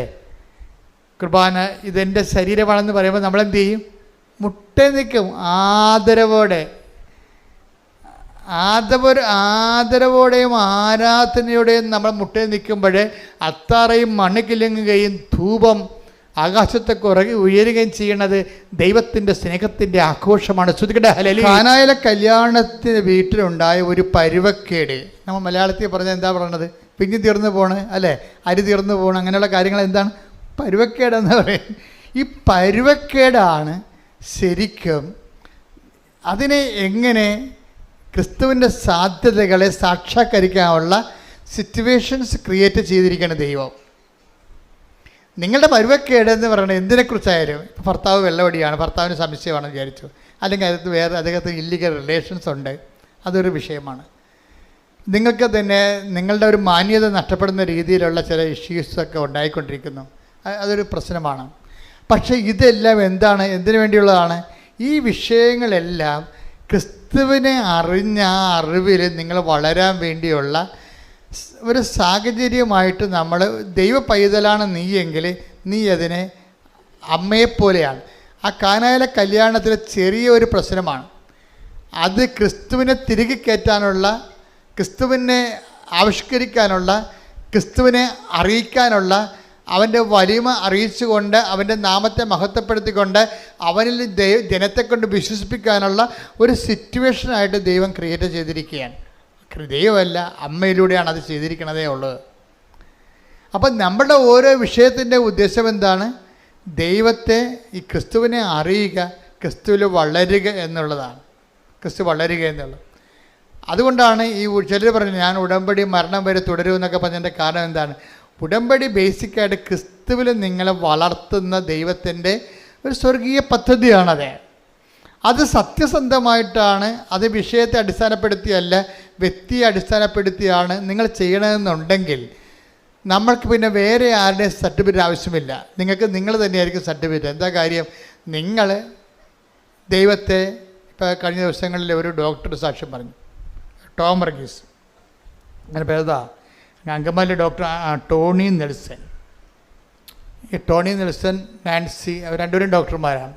ഭാര്യ ഇവിടെ എറണാകുളം ജനറൽ ആശുപത്രി ഡോക്ടർ, ഭർത്താവ് നമ്മുടെ ലിറ്റിൽ ഫോർ അങ്കമാലിയിലെ ഡോക്ടറാണ്. പക്ഷേ ഇവർക്ക് 5 കുഞ്ഞുങ്ങളുണ്ട്. ഇവിടെ 5 കുഞ്ഞുങ്ങളുണ്ട്, ഒരു 6 കുഞ്ഞുങ്ങളുണ്ട് അവർക്ക്. എല്ലാം പൊടിപ്പൊടി കുഞ്ഞുങ്ങളാണ് ശരിക്കും. അപ്പോൾ എനിക്ക് ഭയങ്കര സന്തോഷമായി. അവരും ചെറുപ്പക്കാരാണ്, അത്ര പ്രായമുള്ളവരല്ലേ, ഒരു 40 വയസ്സിനൊക്കെ താഴെയുള്ള കക്ഷികളാണ്. അവർക്ക് 6 കുഞ്ഞുങ്ങൾ. അവരെല്ലാം കൂടി നല്ല രസമാണ്, നമ്മുടെ വീട്ടിലുണ്ട് അല്ലേ. പക്ഷെ അതല്ലേ എനിക്കത് തോന്നിയതേ. ഡോക്ടർ പറയണേ, എൻ്റെ ഈ 4ാമത്തെ മോനെ അവൻ്റെ കാലിങ്ങനെ വളഞ്ഞിരിക്കുകയാണ്. അപ്പോൾ അതിൻ്റെ മെഡിക്കൽ സയൻസിൽ തിരിച്ചു വരാൻ കുറച്ച് പ്രശ്നമുണ്ട്. ഡോക്ടറിനെക്കുറിച്ച് ഏറ്റവും കൂടുതൽ കാര്യങ്ങൾ അറിയാം. അപ്പോൾ ഡോക്ടർ എന്നാ ചെയ്തിരിക്കണേ, 2 ഡോക്ടേഴ്സുമാർ കൂടെ വന്ന് ഉടമ്പടി ചെയ്തിരിക്കുകയും ഉടമ്പടി ചെയ്തിട്ട് എന്താ ചെയ്യിക്കണേ, ഡോക്ടർ പറഞ്ഞു ഞങ്ങൾ സന്ധ്യാപ്രാർത്ഥന കഴിയുമ്പോൾ ഉടമ്പടി തൈലം എടുത്തിട്ട് പ്രത്യക്ഷീകരണ പ്രാർത്ഥന ചൊല്ലിയിട്ട് ആ വളഞ്ഞുപോയ കാലെ പെരട്ടി കൊടുക്കും. ഇപ്പം അടുത്ത് കുറച്ച് നാൾക്ക് തന്നെ അത് 90% നിവർന്നെന്ന് ആ കാലേ. Hallelujah hallelujah hallelujah hallelujah. മഹത്വം മഹത്വം. ആ സാക്ഷ്യം ഞാൻ ഇവിടെ നിന്ന് കേൾക്കായിരുന്നു. അപ്പോൾ എനിക്ക് മനസ്സിലായെന്ന് വെച്ച് കഴിഞ്ഞാൽ ആ വളഞ്ഞ കാലിലൂടെ ക്രിസ്തു നമ്മുടെ കുടുംബത്തിലേക്ക് ലാൻഡ് ചെയ്യുകയാണ്. മനസ്സിലായ? ആ കാല് നേരെ ഇരുന്നെങ്കിൽ ക്രിസ്തുവിന് സാധ്യതയില്ല അവിടെ വരാൻ. ഞാൻ പറഞ്ഞില്ലേ, നമ്മുടെ സഹനങ്ങൾ ക്രിസ്തുവിന് നമ്മുടെ ജീവിതത്തിലേക്ക് വരാനുള്ള സാധ്യതയാണ്. പിന്നെ അവിടെ ഒരു എളിമപ്പെടലുണ്ട്. ചില ഡോക്ടർമാരാകുമ്പോൾ മെഡിക്കൽ സയൻസാണ് എല്ലാം എന്ന് പറഞ്ഞ് പ്രാർത്ഥിക്കാൻ നടക്കുന്ന ഡോക്ടർമാരും ഉണ്ട്. അത് ഭയങ്കര ഗതികേടാണ് ശരിക്കും. എനിക്ക് പലപ്പോഴും തോന്നിയിട്ടുള്ളതേ, ഞാൻ അമ്മയെ നേരിട്ട് കണ്ടതിന് ശേഷം എനിക്ക് തോന്നിയതേ, എനിക്ക് നിരീശ്വരന്മാരോടൊക്കെ ഭയങ്കര സങ്കടം തോന്നി. അതൊക്കെ മുമ്പ് എനിക്ക് അവരോടൊക്കെ പുച്ഛമായിരുന്നു. കാരണം അവർക്ക് അതിനൊക്കെയുള്ള കൃപ ദൈവം കൊടുത്തില്ല എന്ന് ഓർത്തിട്ടാണ് അവരുടെ വൈജ്ഞാനിക വങ്കത്വം കൊണ്ടല്ലേ അവർ ദൈവത്തെ തള്ളിപ്പറയണമെന്ന് ഓർത്തിട്ട് എനിക്ക് അവരുടെ പുച്ഛമായിരുന്നു. പക്ഷേ 2004 അമ്മയെ കണ്ടതിന് ശേഷം എനിക്ക് എൻ്റെ ജീവിത രീതിയിലെല്ലാം മാറ്റമുണ്ടായി, ചിന്താരീതി മാറ്റമുണ്ടായി. ഞാൻ പറഞ്ഞു, ഒരു മനുഷ്യൻ്റെ ഏറ്റവും വലിയ ദുരന്തം എന്ന് പറയുന്നത് ദൈവത്തെ വിശ്വസിക്കാൻ ഒരു പഴുത് കിട്ടാത്തതാണ്. ദൈവത്തെ കാണാനോ വിശ്വസിക്കാനോ ഒരു പഴുത് കിട്ടാത്തതാണ്. അയ്യോ, ഇങ്ങനെ കുറേ. അതുപോലെ തന്നെ ചില വൈദികരും ഇതുപോലെ അവർ സംസാരിക്കുമ്പോൾ അവർക്ക് പറയും, ഒരു വൈദികൻ ഒരു വാർഷിക ധ്യാനത്തിന് ഞങ്ങളെ ധ്യാനിപ്പിക്കുകയാണ്. അപ്പോൾ ധ്യാനിപ്പിച്ചിരിക്കുന്ന ധ്യാനഗുരു തന്നെ പറയണം ദൈവത്തെ ഒരിക്കലും ആരും കണ്ടിട്ടില്ലെന്ന്. അപ്പോൾ ഞാനുടനെ കൈപൊക്കി നിർത്താൻ പറഞ്ഞു. കാരണം അങ്ങേർക്ക് വിവരമില്ല. പക്ഷെ ഞാൻ ദൈവവും അമ്മയെ ഞാൻ നേരിട്ട് കണ്ടയാളാണ്. അപ്പം ഞാൻ അവിടുന്ന് അത് പറയാതെ പോന്നു കഴിഞ്ഞാൽ, ഞാൻ അവിടെ ഇരിക്കുന്ന 10-50 അച്ഛന്മാരുണ്ട്, പിന്നെ ധ്യാനഗുരു ഉണ്ട്. ഇവർ ഈ പറയുന്ന വിഡ്ഢിത്തരം സത്യമാണെന്ന് മറ്റുള്ളവർ വിശ്വസിക്കും. സാത്താൻ പ്രവർത്തിക്കും. അപ്പോൾ സാത്താൻ്റെ മണം അവിടെ നിൽക്കണ കാരണം ഞാൻ യേശുക്രിസ്തുവിനെ ഏറ്റുപറയാൻ ബാധ്യസ്ഥനാണ് അവിടെ. എന്താ കാര്യം, ഞാനിത് കണ്ടിട്ട് സാക്ഷിയാക്കി, ദൈവം എന്നെ സാക്ഷിയാക്കിയതാണ്. അപ്പോൾ തന്നെ വാർഷികദിനത്തിൽ ഞാൻ എഴുന്നേറ്റ് പറഞ്ഞ്, അച്ഛൻ പറഞ്ഞത് ശരിയല്ല, ദൈവാനുഭവം സത്യമാണ്, അത് ടാൻജിബിളാണ്, ഞാനാണ് അനുഭവസ്ഥനെന്ന് പറഞ്ഞു. അത് പറഞ്ഞപ്പോൾ പിന്നെ അച്ഛന് മുന്നോട്ട് പോകാൻ പറ്റത്തില്ല. പിന്നെ കണക്കണമൊക്കെ പറഞ്ഞു കഴിഞ്ഞാൽ പണിയാവും. എന്താ വെച്ചാൽ ഇങ്ങനെ കുറേ വൈജ്ഞാനിക വങ്കത്വം കയറിയിട്ട് ബുദ്ധിയാണ് ദൈവം എന്ന് പറഞ്ഞിട്ട് അത് കൊണ്ട് ദൈവത്തെ മനസ്സിലാക്കുന്ന കുറേ സാഹചര്യങ്ങൾ അക്കാഡമി ലെവലിൽ ചിലരില്ലെങ്കിലും ഉണ്ട്. ഇതൊന്നും ഞാൻ തിരിച്ചെടുക്കാൻ തയ്യാറല്ല. എന്താ കാര്യം, ഞാൻ സഭയിൽ അനുഭവിച്ചിരിക്കുന്ന വിഷയമാണ്. ബുദ്ധിപരമായിട്ട് ദൈവത്തെ കാണാൻ പരിശ്രമിക്കുകയും അതിൻ്റെ പേരിൽ ഉണ്ടാകുന്ന ആധ്യാത്മിക വരൾച്ചയുടെ പേരിൽ ഇവർ ദൈവമാണെന്നും പറഞ്ഞ് വേറെ ദൈവങ്ങളെ അവർ ബുദ്ധിപരമായിട്ട് ഉണ്ടാക്കുന്ന ദൈവങ്ങളെ സൃഷ്ടിക്കുകയും ജനത്തിൻ്റെ അവകാശങ്ങളെ നിഷേധിക്കുകയും ചെയ്യുന്ന ആധ്യാത്മിക വരൾച്ചയുണ്ട്. അപ്പം അത് കേൾക്കുമ്പോൾ നിങ്ങൾക്ക് പരിശുദ്ധാത്മാവ് ഉണ്ടെങ്കിൽ അപ്പം നിങ്ങൾക്ക് മനസ്സിലാകും ഈ ആളെ ട്രാക്ക് ഔട്ടാണെന്ന് മനസ്സിലാകും.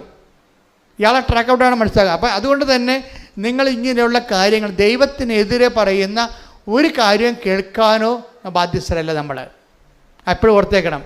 നമ്മൾ ഒരു കർത്താവ് പറഞ്ഞില്ലേ, ഒരു അത്തിവൃക്ഷം നട്ടു, ഒരുത്തന് ഒരു മുന്തിരിത്തോട്ടം ഉണ്ടായിരുന്നു. ആ മുന്തിരിത്തോട്ടത്തിൽ കൊണ്ടുവന്നൊരു കാട്ടത്തിവൃക്ഷത്തെ നട്ടുപിടിപ്പിച്ചെന്ന് പറഞ്ഞില്ലേ.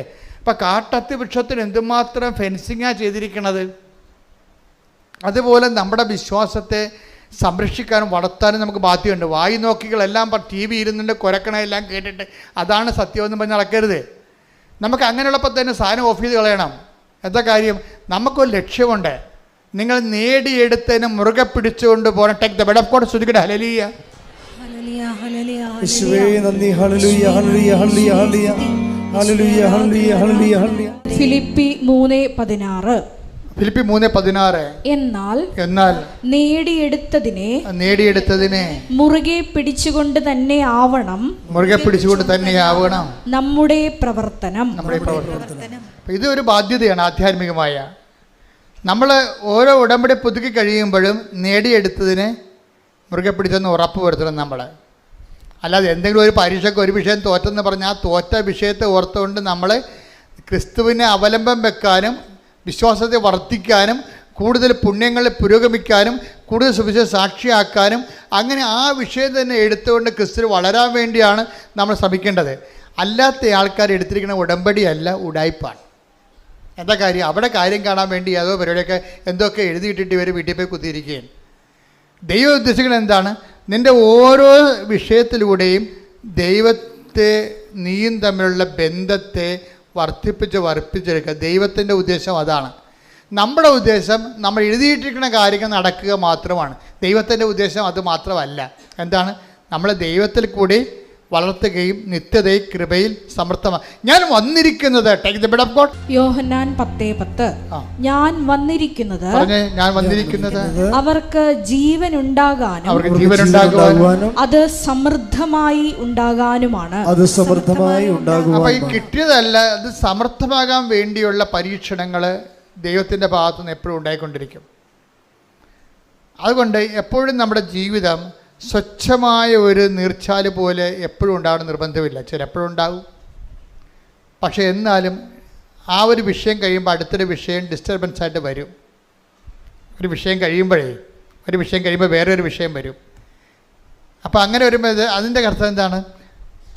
ജീവൻ സമൃദ്ധിയിലേക്കുള്ള പ്രയാണങ്ങളിൽ ദൈവത്തിന് ആ അവലംബം വെക്കാനുള്ള അവസരങ്ങൾ ദൈവം സൃഷ്ടിച്ചുകൊണ്ടിരിക്കും. അവസരത്തിനത് ഉയരുക എന്നുള്ളത് നമ്മുടെ ആധ്യാത്മികമായ ബുദ്ധിയാണ്. കൈയടിച്ച് ശ്രദ്ധിക്കേണ്ട. Hallelujah, hallelujah, hallelujah, hallelujah, hallelujah. ആരാധന, ഹല്ലേലൂയ, ഹല്ലേലൂയ, ഹല്ലേലൂയ. കൃപയിൽ വളരാനുള്ള അവസരങ്ങൾ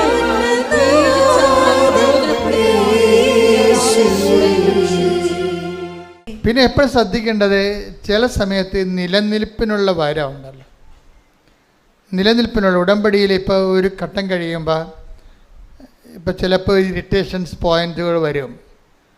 ചിലപ്പോൾ നമുക്കൊരു അസ്വസ്ഥതയൊക്കെ തോന്നണ നമ്മൾ ഉടമ്പടിയിലാണെങ്കിൽ ചില സമയത്ത് നമുക്ക് ചില വിഷയങ്ങളൊക്കെ ചില ആൾക്കാരോട് സംസാരിച്ച് ഉടക്കി പിരിഞ്ഞ് ചിലയിടത്ത് ചെന്നപ്പോൾ നമ്മൾ വിചാരിക്കുന്ന കാര്യങ്ങളൊന്നും നടക്കണില്ല. അപ്പോൾ ഇറിറ്റേറ്റീവ് പോയിൻറ്റ്സ് ഒത്തിരി ഉണ്ടാകും ഇതിൻ്റെ അകത്ത്.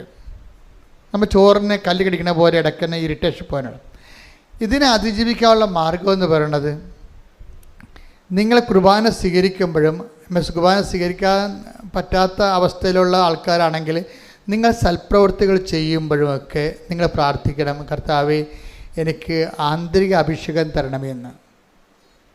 നിങ്ങൾ എന്ത് ചെയ്താലും, ഒരു ദാനധർമ്മം ചെയ്താലും, ഒരു പത്രം കൊടുത്താലും, ഒരു ഓർഫനേജിൽ പോയാലും, മറ്റുള്ളവർക്ക് നന്മ ചെയ്താലും നിങ്ങൾ കർത്താവിനെ പറഞ്ഞു, കർത്താവ് ഈ പ്രവർത്തനങ്ങൾ ഞാൻ എനിക്ക് ആന്തരികമായ അഭിഷേകം വർദ്ധിക്കാൻ വേണ്ടി കാഴ്ചവെക്കുന്നു എന്ന് പറയണം. ആന്തരിക അഭിഷേകം.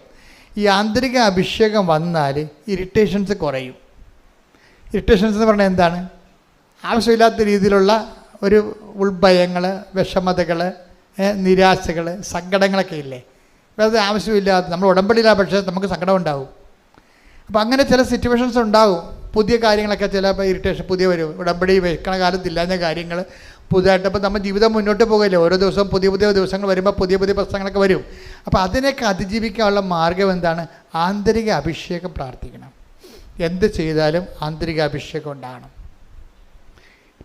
ഇപ്പം ഞങ്ങളുടെ കഴിഞ്ഞ ദിവസങ്ങളിൽ ഞാൻ, നമ്മുടെ അലക്സ് അച്ഛൻ, ജോമോള്, പിന്നെ എൻ്റെ ഡ്രൈവർ സൂർബൽ, നമ്മുടെ ജനറൽ മാനേജർ, ഞങ്ങളെല്ലാവരും കൂടി ഒരു പ്രോഗ്രാം ഉണ്ടായിരുന്നു. ഈ നിലക്കൽ പള്ളി പോയി, കാട്ടിൻ്റെ ഉള്ളിൽ. അപ്പോൾ അവിടെ ഒരു അലങ്കര അസോസിയേഷൻ്റെ ഒരു യോഗ ഉദ്ഘാടനം ചെയ്യാൻ വേണ്ടി. അപ്പോൾ അവിടെ പോയപ്പോൾ ഞാൻ അവിടുത്തെ പള്ളിയൊക്കെ പോയി. പള്ളിയൊക്കെ കുർബാനയൊക്കെ ആരംഭിച്ചു, പ്രൈവറ്റ് മാസ്. അപ്പം ഞങ്ങൾ നോക്കിയപ്പോൾ അവിടെ മാതാവിനെ കാണാനില്ല. അപ്പം ഞാൻ അരസ്വചന മാതാവില്ലല്ലേ? എനിക്ക് മാതാവില്ലാത്തത് ഞാൻ പള്ളിയായിട്ട് പോലും അംഗീകരിക്കത്തില്ല. അതൊരു കെട്ടിടം എന്നൊക്കെ ഞാൻ പറയത്തുള്ളൂ. കെട്ടിടം, നീണ്ട ഒരു കെട്ടിടം. അപ്പോൾ എന്താ ചോദിക്കുമ്പോൾ അത് എക്യുമെനിക്കലാണെന്ന് പറഞ്ഞു. എക്യുമെനിക്കൽ വെച്ച് കഴിഞ്ഞാൽ എല്ലാ സഭക്കാരും. അപ്പം ഞാൻ പറഞ്ഞു എല്ലാ സഭക്കാരും കൂടി ഇപ്പോൾ മാതാവ് പോയാന്ന് ചോദിച്ചു. അത് എല്ലാ സഭക്കാരുടെയും കൂടിയാണെന്ന്. അപ്പം ഞാൻ ചോദിച്ചു. അപ്പം നോക്കിയപ്പോൾ വേറെയും ചില ആൾക്കാരൊക്കെ പോയിട്ടുണ്ട്. മത്തിയാസൊക്കെ കാണാനില്ല അവിടെ. കർത്താവ് ഇതിൻ്റെ കാലത്ത് തിരഞ്ഞെടുത്ത ആളാണ് മത്തിയാസ്. മത്തിയാസിന് പകരം പൗലോസിനെയാണ് ശിഷ്യന്മാരായിട്ട് വെച്ചിരിക്കുന്നത്. എക്യുമെനിസം കൂടി വരുമ്പോൾ സഭയുടെ അടിസ്ഥാന വിശ്വാസ പ്രമാണങ്ങളെ ബലി ചെയ്തുകൊണ്ട് ഒരു എക്യുമെനിസത്തിൻ്റെ സാധ്യത ദൈവം അത് അംഗീകരിക്കുന്നതെന്ന് നമുക്കറിയത്തില്ല. മനുഷ്യർ തമ്മിൽ ഐക്യം ഉണ്ടാക്കുന്നതിനേക്കാൾ വലുത് വിശ്വാസത്തില്ല വ്യക്തത പാലിക്കുന്നതാണ്. അതിൻ്റെ പ്രശ്നമെന്ന് വെച്ച് കഴിഞ്ഞാൽ, പക്ഷേ എന്നാലൊരു ആശ്വാസം തോന്നി. എന്താ വെച്ചാൽ കുരിശിൻ്റെ വഴിയൊക്കെ ഉണ്ട് അതിൻ്റെ അകത്ത്. ഇപ്പം കുരിശിൻ്റെ വഴിക്കുള്ള കുഴപ്പമെന്ന് അറിയാം, ഈ മാതാവിനെ വേണ്ടെന്ന് പറഞ്ഞ ആൾക്കാർക്ക് ഈ കുരിശിൻ്റെ വഴി മാതാവുണ്ടല്ലോ 4 സ്ഥലത്ത് 13 സ്ഥലത്തൊക്കെ മസ്റ്റായിട്ട് ആളുണ്ട്, ആളെല്ലായിടത്തും തന്നെ ഉണ്ട്. അപ്പം അതൊരു ആശ്വാസമായി. ഏതായാലും ഈ കുരിശിൻ്റെ വഴി ഉണ്ടല്ലോ എൻ്റെ അടുത്തെന്ന് വിചാരിച്ചപ്പോൾ ഒരു ആശ്വാസമായി. എന്താ കാര്യം, ആളുണ്ട് അവിടെ. കാരണം അങ്ങേരാണല്ലോ ഈ അപ്പോസ്തലന്മാരെല്ലാത്തിനെയും തോമാശ്രീയാനെ ഉൾപ്പെടെയുള്ള ആൾക്കാരെ ഓരോ സ്ഥലത്തേക്ക് വിട്ടിരുന്നത് ആരാണ്? അമ്മയായിരുന്നു അവിടെ ഇവരുടെ ആസ്തി ഭദ്രതയായിട്ട് അവിടെ ഉണ്ടായിരുന്ന ആൾ. അപ്പം അമ്മയുടെ ഒരു കൂട്ടായ്മയിലാണ് ഈ അപ്പോസ്തലന്മാർ വളർന്ന് വന്നത്. അപ്പം അതുകൊണ്ട് നമ്മളും ആധ്യാത്മികമായിട്ട് വളർന്ന് വരുമ്പോൾ യേശുക്രിസ്തുവിനെ വളർത്തി ലോകത്തിന് കൊടുത്ത ഒരു ആളിൻ്റെ ആധ്യാത്മികതയേക്കാൾ വലിയൊരു ആധ്യാത്മികത സഭയ്ക്ക് കാഴ്ചവെക്കാനില്ല. അതിൻ്റെ ഏറ്റവും സമ്യക്കായിട്ടുള്ള ഇതും സമഗ്രമായിട്ടുള്ള രൂപമാണ് ഉടമ്പടി എന്ന് പറയുന്നത്. എന്താണ്? അവൻ പറയണ പോലെ ചെയ്തുകൊണ്ട് ക്രിസ്തുവിൽ വളരുക, ക്രിസ്തുവിൽ വളർത്തുക. ശ്രദ്ധിക്കട്ടെ, ചില ആൾക്കാർ ആ ക്രിസ്തുവിൽ വിശ്വസിക്കുന്നത് അത് നിങ്ങളുടെ ക്രിസ്തുവിലുള്ള വിശ്വാസം അച്ചിട്ടതാണോ അല്ലയോ എന്നറിയാൻ വേണ്ടിയാണ് ഇതുപോലെ ഇടയ്ക്കുള്ള ആകസ്മികമായ ക്ലേശങ്ങൾ. അത് നിങ്ങൾ മോശമായിട്ടൊന്നുമല്ല. പിശാസ് അങ്ങനെ പറയും, നിങ്ങൾക്ക് കാലക്കേടാണ്, ഗ്രഹപ്പിഴയാണ് എന്നൊക്കെ പറഞ്ഞു തരും, നിങ്ങൾക്ക് ദോഷമാണെന്നൊക്കെ പറയും. അങ്ങനെയല്ല, നിങ്ങൾ വിശ്വാസിയാണെങ്കിൽ ആ വിശ്വാസം അച്ചിട്ടതാണോ? അച്ചെന്ന് പറഞ്ഞാൽ എന്താണ്? മുദ്ര. സീൽഡാണോ? ഒപ്പുണ്ട്, പക്ഷെ സീലില്ല. ഒപ്പുണ്ട്, ഇപ്പം അച്ചിട്ടെന്ന് പറഞ്ഞത് എന്താണ്? ഒപ്പിട്ടതെന്ന്, സീൽ ചെയ്തതാണെന്ന്. ഇപ്പം നിങ്ങളുടെ വിശ്വാസം സീൽ ചെയ്താണെന്ന് വെച്ച് കഴിഞ്ഞാൽ സീൽ എവിടെ നിന്ന് കിട്ടണതാണ്? ഇപ്പം കളക്ടർമാർ ഒപ്പിട്ടാലും പറയും നിങ്ങൾ പോയി ക്ലർക്കിനെ കൊണ്ട് സീൽ ചെയ്യിച്ചോളാൻ പറയും. ഏതാണ്ട് ഓഫീസ് അറിഞ്ഞിട്ടാണ്, അതിൻ്റെ ഇത് പേഴ്സണലായിട്ടുള്ള സംഭവമല്ല, ഇത് ഓഫീസ് അറിഞ്ഞിട്ടാണ് ഈ പേപ്പർ ഇഷ്യൂ ചെയ്തിരിക്കുന്നതിനാണ് സീലെന്ന് പറയണത്. അതാണ് നമ്മൾ സീലില്ലെങ്കിൽ ആ ബർത്ത് സർട്ടിഫിക്കറ്റ് പോലും വില ഉണ്ടാകത്തില്ല. ചിലപ്പോൾ അവിടെ പഞ്ചായത്ത് സെക്രട്ടറിയുടെ ഒപ്പ് കാണും, പക്ഷേ പഞ്ചായത്തിൻ്റെ സീല് വേണം അവിടെ. എന്താണ്? ഓഫീസ് അറിഞ്ഞിട്ടാണ് ഇത് നിങ്ങൾക്ക് തന്നിരിക്കണതെന്ന്. അതുപോലെ തന്നെ വിശ്വാസത്തിന് അച്ചിട്ട വിശ്വാസങ്ങളുണ്ട്. അച്ചിട്ട വിശ്വാസം എന്ന് പറഞ്ഞാൽ എന്താണ്? ദൈവവും സ്വർഗവും അറിഞ്ഞിട്ടാണ് ഈ സംഭവം നിങ്ങൾ വിശ്വാസത്തിൽ വളർന്നിരിക്കുന്നത്. നിങ്ങളുടെ വിശ്വാസത്തിൻ്റെ പേഴ്സണലായിട്ടുള്ള ഉദ്യമങ്ങൾ മാത്രമല്ല, ദൈവത്തിന് നിങ്ങളുടെ വിശ്വാസ വളർച്ചയെക്കുറിച്ച് അറിയാം. അതിനാണ് ഇടയ്ക്ക് ക്ലേശങ്ങൾ വരണത്. പിടിയാ, ഇടയ്ക്ക് ക്ലേശങ്ങൾ വരുവേ. ഇപ്പം നിങ്ങൾ ഓർക്കണം ഉടമ്പടി എടുക്കുമ്പോൾ എല്ലാ ക്ലേശവും തീരുമെന്നാൽ മതി. അങ്ങനെയല്ല. ഉടമ്പടി എടുക്കുമ്പോൾ നമുക്ക് ക്ലേശങ്ങൾക്ക് പിടിച്ചു നിൽക്കാൻ വേണ്ടി നമുക്ക് ഉറപ്പ് കിട്ടും ദൈവത്തിൻ്റെ കൂടെ. അതാണ് ഈശോ, അതായത് ദൈവത്തെ കൂടെ പോകുമ്പോൾ ഇവിടെ വരുന്നൊരു വിഷയമെന്ന് പറയണത്, ശ്രദ്ധിക്കേണ്ട കാര്യമെന്ന് പറയണത്, നമ്മൾ ഇപ്പം കഴിഞ്ഞ ദിവസം ഉണ്ടായിരുന്നൊരു സാക്ഷ്യം. അയാളൊരു സിംഗപ്പൂർ ജോലി ചെയ്യുന്ന ഭാര്യയും ഭർത്താവും. അപ്പോൾ അവർക്ക് എന്തോ ആ വിഷയം ഞാൻ ശരിക്കും ഓർക്കണില്ല, പക്ഷേ ഭാര്യയുടെ പാസ്പോർട്ട് അവരെ എംബസി പിടിച്ചു വെച്ചു. ആ ക്രിമിനൽ കേസിൽ പാസ്പോർട്ട് പിടിച്ചു വെച്ചു. അത് വിചാരണയായി പിന്നെ അവസാനം ഇവർ അകത്തു പോണ കണ്ടീഷനായി. ഭാര്യയും ഭർത്താവും അകത്തു പോണ കണ്ടീഷനായി. അപ്പം അങ്ങനെ വന്നപ്പോൾ ഭർത്താവും ഭാര്യയും പറഞ്ഞു, നമുക്കൊരു കാര്യം ചെയ്യാം. എന്താ കാര്യം? അവർ ഉടമ്പടി എടുത്തിട്ട് അവർ പറഞ്ഞു, നമ്മൾ തമ്മിലിന് ഈ വിഷയത്തിൽ ദൈവം ഇടപെടണ വരെ ശാരീരികമായ ബന്ധമില്ല. പിന്നെ എന്തു ചെയ്യും? നമ്മുടെ ശമ്പളമെല്ലാം നമ്മൾ പാവത്തിങ്ങനെ കൊടുക്കും. നോക്കിയേ, ഉടമ്പടി, അതൊരു ഉടമ്പടിയാണ്. അവർ ഉടമ്പടിയുടെ ഉള്ളിൽ വേറൊരു ഉടമ്പടി ചെയ്തിരിക്കുകയാണ്. Covenant within covenant. അവർ കവനൻ്റിലാണ്, പക്ഷെ അവർ വേറൊരു കവനൻ്റ് എടുത്ത്. എന്താണ്? നമ്മൾ രണ്ടിനും അകത്തുപോടാണ് നമ്മുടെ കുഞ്ഞുങ്ങൾ പരാതിന് വഴിയാധാരമാകും. അപ്പോൾ നമ്മൾ ഈ വിഷയം മേജർ പ്രോബ്ലമാണിത്. ഇതിൽ ഇടപെടണമെന്നുണ്ടെങ്കിൽ നമുക്കൊരു പണി ചെയ്യാം. നമ്മൾ ദൈവത്തിൽ വിശ്വസിക്കുന്നു എന്നുള്ളത് ദൈവത്തിനെ ഒന്ന് വിശ്വസിപ്പിച്ചെടുക്കണ്ടേ? അതാണ് വിഷയം. നമ്മൾ ദൈവത്തിൽ വിശ്വസിക്കുന്നു, ഓഫീസിൻ്റെ സീല് വേണ്ടേ? ഒപ്പിട്ട് മാത്രം പോരാ, ഓഫീസിൻ്റെ കൺകറൻസ് വേണം. അതുകൊണ്ടത് നമ്മൾ ദൈവത്തെ വിശ്വസിക്കുന്നു എന്നുള്ളത് ദൈവത്തിനെ കൊണ്ട് വിശ്വസിപ്പിക്കാൻ വേണ്ടി നമ്മൾ ഈ വിഷയം സീരിയസ് എടുക്കുന്നു. എന്താണ്? ദൈവം ഈ വിഷയത്തിൽ ഇടപെടുന്നവരെ നമ്മൾ തമ്മിൽ ശാരീരികമായ ബന്ധമില്ല, അബ്സ്റ്റെയിൻ ചെയ്തിരിക്കുന്നു. രണ്ടാമത്തത് എന്താണ്? നമുക്ക് കിട്ടുന്ന ശമ്പളം നമ്മൾ പാവത്തങ്ങൾക്ക് ദൈവത്തിൻ്റെ പേരിൽ കൊടുക്കും. അപ്പോൾ ദൈവത്തെ മനസ്സിലാകും നമ്മൾ ദൈവത്തിൽ വിശ്വസിക്കുന്നുവെന്ന്. പിന്നെ എന്താണ്? ആ വിഷയം ദൈവം ഇടപെടും. അതൊക്കെ അപ്പോൾ അവർക്ക് വന്ന ഒരു ഭയങ്കര പ്രശ്നമാണ്. 2 കുഞ്ഞുങ്ങളുണ്ട്. അതിനെ ഇവർ ജയിലിലായ കുഞ്ഞുങ്ങളെ വളർത്താൻ പറ്റത്തില്ല. പക്ഷെ ആ വിഷയത്തെ അവർ കാണുന്നത് എന്താണ്? ഞങ്ങൾ ഇത്രയും കുഞ്ഞുനാൾ മുതൽ പ്രാർത്ഥിച്ചു, കുഞ്ഞുനാൾ മുതൽ ദൈവമെന്ന് വിളിച്ചു, പെരുന്നാൾ നടത്തി, എല്ലാ കാര്യവും കുടുംബ പ്രാർത്ഥന മുടക്കാൻ പോയിട്ട് ഞങ്ങൾക്ക് ഇങ്ങനെ സംഭവിച്ചില്ല എന്നല്ല അവർ പറയണത്. അവർ പറഞ്ഞത് എന്താണ്? നമ്മൾ ഇത്രയും വൃത്തിയും മെനയായിട്ട് ജീവിച്ചിട്ട് പോലും നമുക്ക് ഇഷ്യൂ ഉണ്ട്. അതിൻ്റെ അർത്ഥം എന്താണ്? നമ്മൾ ദൈവത്തിൽ വിശ്വസിക്കുന്നു എന്നുള്ള കാര്യം ദൈവത്തിനെ വിശ്വസിപ്പിച്ചെടുത്തിട്ട് ഓഫീസ് സീല് വാങ്ങിക്കണം, അച്ചിട്ട് വാങ്ങിക്കണം, സ്വർഗത്തിൻ്റെ സീൽ. ഇപ്പം നമുക്കുള്ള പ്രശ്നത്തെ ഒപ്പ് മാത്രമേ ഉള്ളേ, സീല് മേടിക്കണം, അതാണ് വിഷയം. ഉടമ്പടിയിൽ വൃത്തിയും മെനവായിട്ട് നിങ്ങൾ ഇൻവെസ്റ്റ് ചെയ്താൽ ഓഫീസ് സീല് കിട്ടും. ദൈവത്തിനെ വിശ്വസിക്കണ്ടേ? ദൈവത്തിന് വിശ്വസിക്കണമല്ല നിങ്ങളാ. അതുകൊണ്ട് അവരെന്ത് ചെയ്യും? നമ്മളിനി ശാരീരിക ബന്ധമില്ല. ആ സാക്ഷി നിങ്ങൾ കേൾക്കണം കേട്ടോ, അപ്പീൽ ചെയ്തിട്ടുണ്ടേ. പിന്നെ എന്താണ്? നമ്മുടെ സ്വത്ത് നമ്മൾ പാവത്തിന് കൊടുക്കും, ആവശ്യക്കാരന് കൊടുക്കും. അപ്പോൾ ഇത്രയും വലിയ ത്യാഗം ചെയ്യുമ്പോൾ ദൈവത്തിന് മനസ്സിലാകും നമ്മുടെ വിശ്വാസം എന്നുള്ളത് സത്യസന്ധമാണ്, വെള്ളം ചേർക്കാത്തതാണെന്ന്. എൻ്റെ ദൈവവേദനെ എന്തെങ്കിലും ഇഷ്യൂസ് ഇതുപോലെ വരുമ്പോൾ നമ്മുടെ വിശ്വാസം വെള്ളം ചേർക്കാത്തതാണെന്ന് നിങ്ങൾ ദൈവത്തെ ബോധ്യപ്പെടുത്താൻ വേണ്ടി നിങ്ങൾ ഉടമ്പടിക്കുള്ളിൽ വേറൊരു ഉടമ്പടി കൂടി എടുത്ത് കഴിയുമ്പോൾ നമുക്ക് ജീവിതത്തിൽ ദൈവത്തിൽ വളരാൻ പറ്റും. വളരണം, നിങ്ങൾ വളരട്ടെ. വിശുദ്ധവാരം അതിനായി വിനിയോഗിക്കാം. ദൈവം അനുഗ്രഹിക്കട്ടെ. Praise the Lord. എഴുന്നേൽക്കുക, ശ്രുതിക്കട്ടെ ഹല്ലേലൂയ. നിങ്ങൾ ഓൺലൈനിൽ, നിങ്ങളെയും തീർത്ഥാടനത്തിൽ ഇവിടെ ഉള്ളവരെയും ഓൺലൈനിൽ ഉണ്ടാകാൻ പോകുന്നവരെയും കർത്താവ് അനുഗ്രഹിക്കുകയും ആശ്വസിപ്പിക്കുകയും ശക്തിപ്പെടുത്തുകയും നിങ്ങൾക്ക് ആവശ്യമായ വിടുതൽ നൽകുകയും ചെയ്യുന്ന ദൈവികമായ സമയമാണ്. ഇടിമുഴക്കം പോലെ ശ്രുതിക്കട്ടെ. ഹല്ലേലൂയ, ഹല്ലേലൂയ, മഹത്വം, മഹത്വം, ആരാധന, ആരാധന, ഹല്ലേലൂയ, ഹല്ലേലൂയ, ഹല്ലേലൂയ. യേശുവേ നന്ദി, യേശുവേ ആരാധന, ഹല്ലേലൂയ, മഹത്വം, മഹത്വം, ആരാധന, ആരാധന, ഹല്ലേലൂയ, ഹല്ലേലൂയ, ഹല്ലേലൂയ, ഹല്ലേലൂയ. യേശുവേ നന്ദി, യേശുവേ ആരാധന, ഹല്ലേലൂയ, മഹത്വം, മഹത്വം, ആരാധന, ആരാധന, ഹല്ലേലൂയ. കർത്താവേ, നിന്റെ ഉന്നതമായ നാമത്തിന് സ്വസ്ഥം ചെയ്യുന്നു.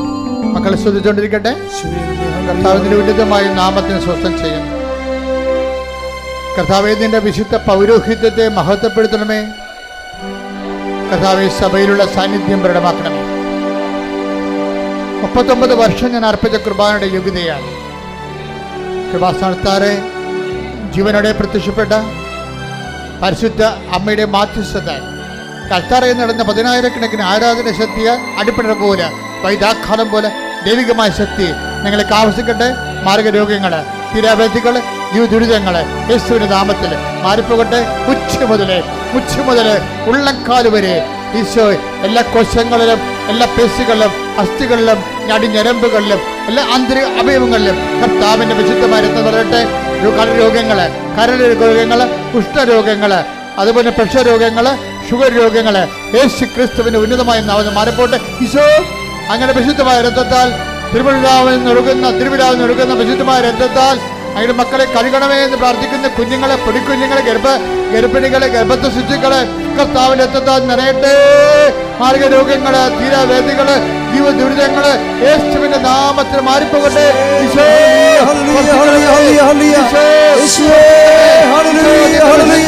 പൗരോഹിത്യത്തെ മഹത്വപ്പെടുത്തണമേ.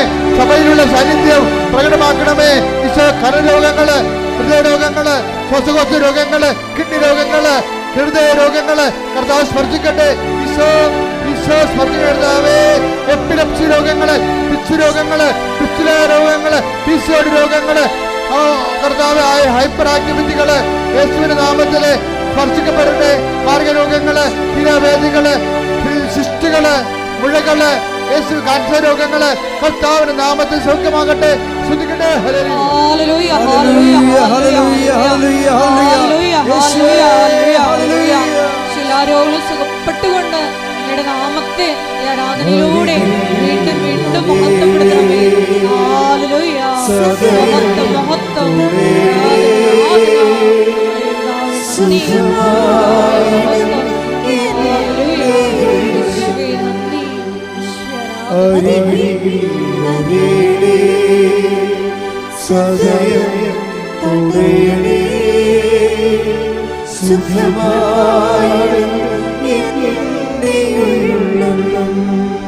എൻ്റെ മക്കളെ, ജോലിയില്ലാത്തവര്, ഇപ്പൊ ചെയ്തുകൊണ്ടിരിക്കുന്ന ജോലി നഷ്ടപ്പെട്ടവര്, നഷ്ടപ്പെടാൻ പോകുന്നവര്, സർവോപരി പരീക്ഷയുടെ റിസൾട്ട് പ്രതീക്ഷിക്കുന്നവരെ, പരീക്ഷയുടെ റിസൾട്ട് സങ്കടത്തോടെയും ഉത്കണ്ഠയോടെയും പ്രതീക്ഷിക്കുന്ന കുഞ്ഞുങ്ങൾ, പഴയ കുഞ്ഞുങ്ങളും ഇന്നത്തെ കുഞ്ഞുങ്ങളും തമ്മിൽ ഒത്തിരി വ്യത്യാസമുണ്ട്. ചില ബുദ്ധിയും ബോധവും ഇല്ലാത്ത പിശാചുക്കൾ ഞാൻ തോറ്റാൽ ആത്മഹത്യ വരെ ചെയ്യുന്ന വീട്ടിൽ പറഞ്ഞിട്ടുണ്ട്. ഒരു ബോധവും ഇല്ലാത്ത കുഞ്ഞുങ്ങൾ. നിങ്ങൾ ഓർക്കുക, ഏതെങ്കിലും ഒരു വിഷയമോ ഏതെങ്കിലും ഒരു തോൽവിയോ ദൈവം നഷ്ടപ്പെട്ടാൽ മാത്രമേ നമ്മൾ തോക്കത്തുള്ളൂ. വേറെ എന്ത് ലോകത്തിലുള്ള പല കാര്യങ്ങളും നഷ്ടപ്പെടാനുള്ളതാണ്. നേടിയതെല്ലാം നഷ്ടപ്പെടുക തന്നെ ചെയ്യും. അപ്പം അതിൻ്റെ അകത്ത് അത് വെച്ചുകൊണ്ട് നിങ്ങളുടെ ജീവിതത്തെ നിങ്ങൾ അളക്കരുത്, ദൈവത്തെയും അളക്കരുത്. മറിച്ച് കർത്താവേ, പരീക്ഷയ്ക്ക് എല്ലാ കുഞ്ഞുങ്ങളെയും സംബന്ധിച്ച് പ്രാർത്ഥിക്കുന്നു. പരീക്ഷ ഇപ്പോഴും തീരാത്തവരുണ്ട്. അതേസമയം റിസൾട്ട് പ്രതീക്ഷിക്കുന്നവരുണ്ട്. യോഗ്യതാ പരീക്ഷകൾ, മത്സര പരീക്ഷകൾ, യൂണിവേഴ്സിറ്റി പരീക്ഷകൾ, സ്കൂൾ പരീക്ഷകൾ, അതിൻ്റെ റിസൾട്ട് പ്രതീക്ഷിക്കുന്നവരെ എല്ലാം സംബന്ധിച്ച് പ്രാർത്ഥിക്കുന്ന കർത്താവേ, അവരുടെ മനസ്സിൻ്റെ ആശങ്കകളെ നീ ഏറ്റെടുക്കണമേ. അവരുടെ മാതാപിതാക്കന്മാരുടെ ആശങ്കകൾ, കുഞ്ഞുങ്ങളെക്കുറിച്ചുള്ള ആശങ്കകൾ നീ ഏറ്റെടുക്കണമെന്ന് പ്രാർത്ഥിക്കുന്നു. എൻ്റെ കർത്താവിൻ്റെ ഉന്നതമായ നാമത്തിൽ എല്ലാ തരം തടസ്സങ്ങളും, ഈ പരീക്ഷ സംബന്ധമായ എല്ലാ ഭയങ്ങളും ആശങ്കകളും ഉത്കണ്ഠകളും യേശുവിൻ്റെ നാമത്തിൽ ബന്ധിക്കുന്നു. ശ്രുതികട്ടെ.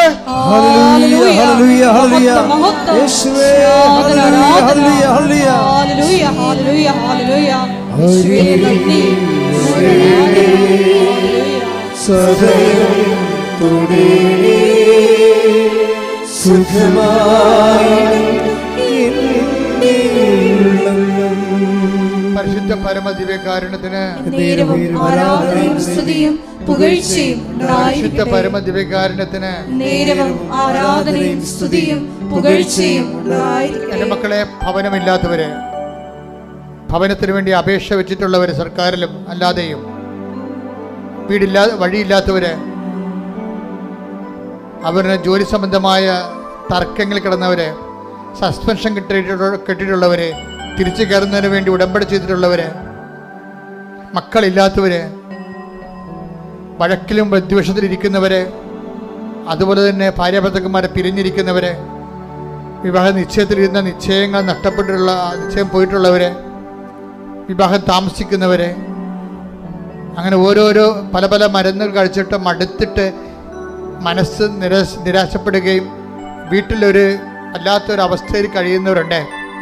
അവരെല്ലാം ഈ ആരാധനയെ പരിശുദ്ധമ്മക്ക് ജീവനോടെ പ്രത്യക്ഷപ്പെട്ട പരിശുദ്ധമ്മയുടെ മാധ്യസ്ഥത്തിൽ ഈ നിമിഷം ഇതൊക്കെ ഈ ധ്യാനം കേൾക്കുന്ന നിമിഷങ്ങൾ അവർക്ക് ദൈവത്തിൻ്റെ കൃപയുണ്ടാകാനും അമ്മ മാതാവിൻ്റെ മുല്ലപ്പൂ സുഗന്ധമോ വീശാനും അമ്മയുടെ മഴവില് കാണുവാനും അങ്ങനെ ദൈവം നമ്മുടെ കൂടെ ഉണ്ടെന്നുള്ള ബോധ്യം, അങ്ങനെ ഒരു ആർക്കെങ്കിലും ആശങ്കകളോ ദൈവം കൂടെ ഉണ്ടോ ഇല്ലയെന്ന് ഓർത്ത് വിഷമിക്കുന്ന ആൾക്കാർക്കെല്ലാം കൃത്യമായ അടയാളം ലഭിച്ചുകൊണ്ട് മാതാവിൻ്റെ പ്രത്യക്ഷ സ്ഥിരീകരണം അവിടെ ജീവിതം സംഭവിക്കാൻ വേണ്ടി യേശു ക്രിസ്തുവിൻ്റെ ഉന്നതമായ നാമത്തിൽ നിൻ്റെ ആദികൾ, വേദികൾ, നിൻ്റെ ഭാരങ്ങൾ, നിൻ്റെ ആശങ്കകൾ യേശുവിൻ്റെ നാമത്തിൽ മാറിപ്പോകട്ടെ. ശ്രുതികട്ടെ.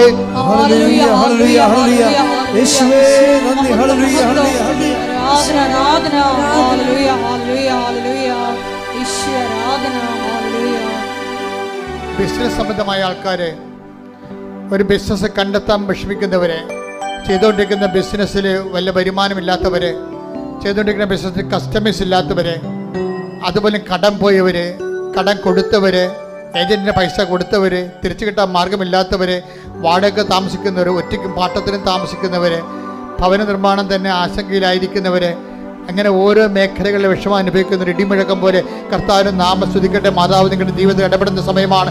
സ്തുതിക്കട്ടെ.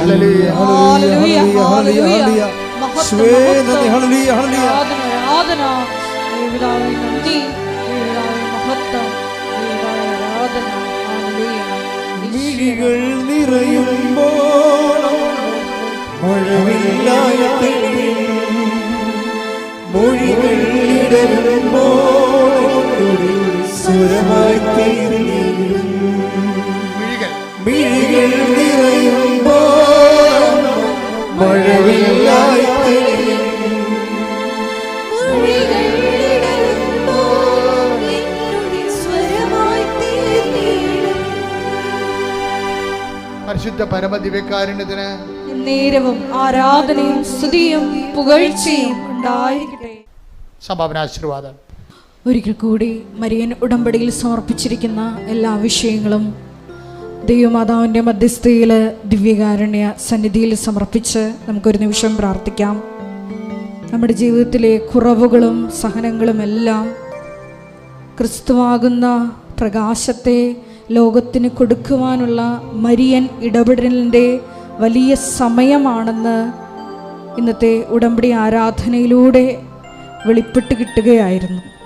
ഈശോയെ, ഞങ്ങളുടെ ജീവിതത്തെ കുറവുകളിലെല്ലാം പരിശുദ്ധ അമ്മ വഴി നേരിട്ട് ഇടപെടലുണ്ടായി എത്രയും വേഗം ഞങ്ങളെയും പരിശുദ്ധ അമ്മയുടെ പ്രത്യക്ഷീകരണത്തിൻ്റെ സാക്ഷികളാക്കി ഉയർത്തണമേ എന്ന് പ്രാർത്ഥിച്ചുകൊണ്ട് ശിരസ്സ് നമിച്ച് നമുക്ക് ദിവ്യകാരുണ്യനാഥൻ്റെ ആശീർവാദം സ്വീകരിക്കാം.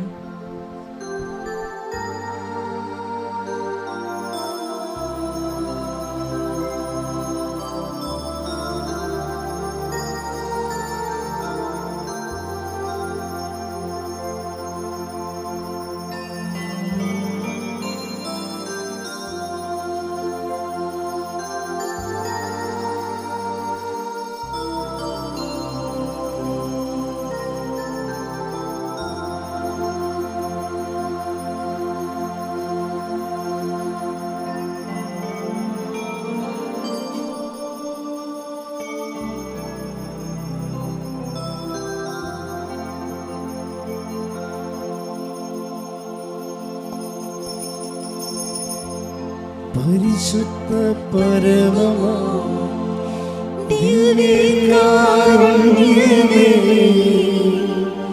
എന്നുമെന്നും അങ്ങേക്ക് ആരാധന. പരിശുദ്ധ പരമമാ ദിവ്യകാരുണ്യമേ, എന്നുമെന്നും അങ്ങേക്ക് ആരാധന. പരിശുദ്ധ പരമമാ ദിവ്യകാരുണ്യമേ,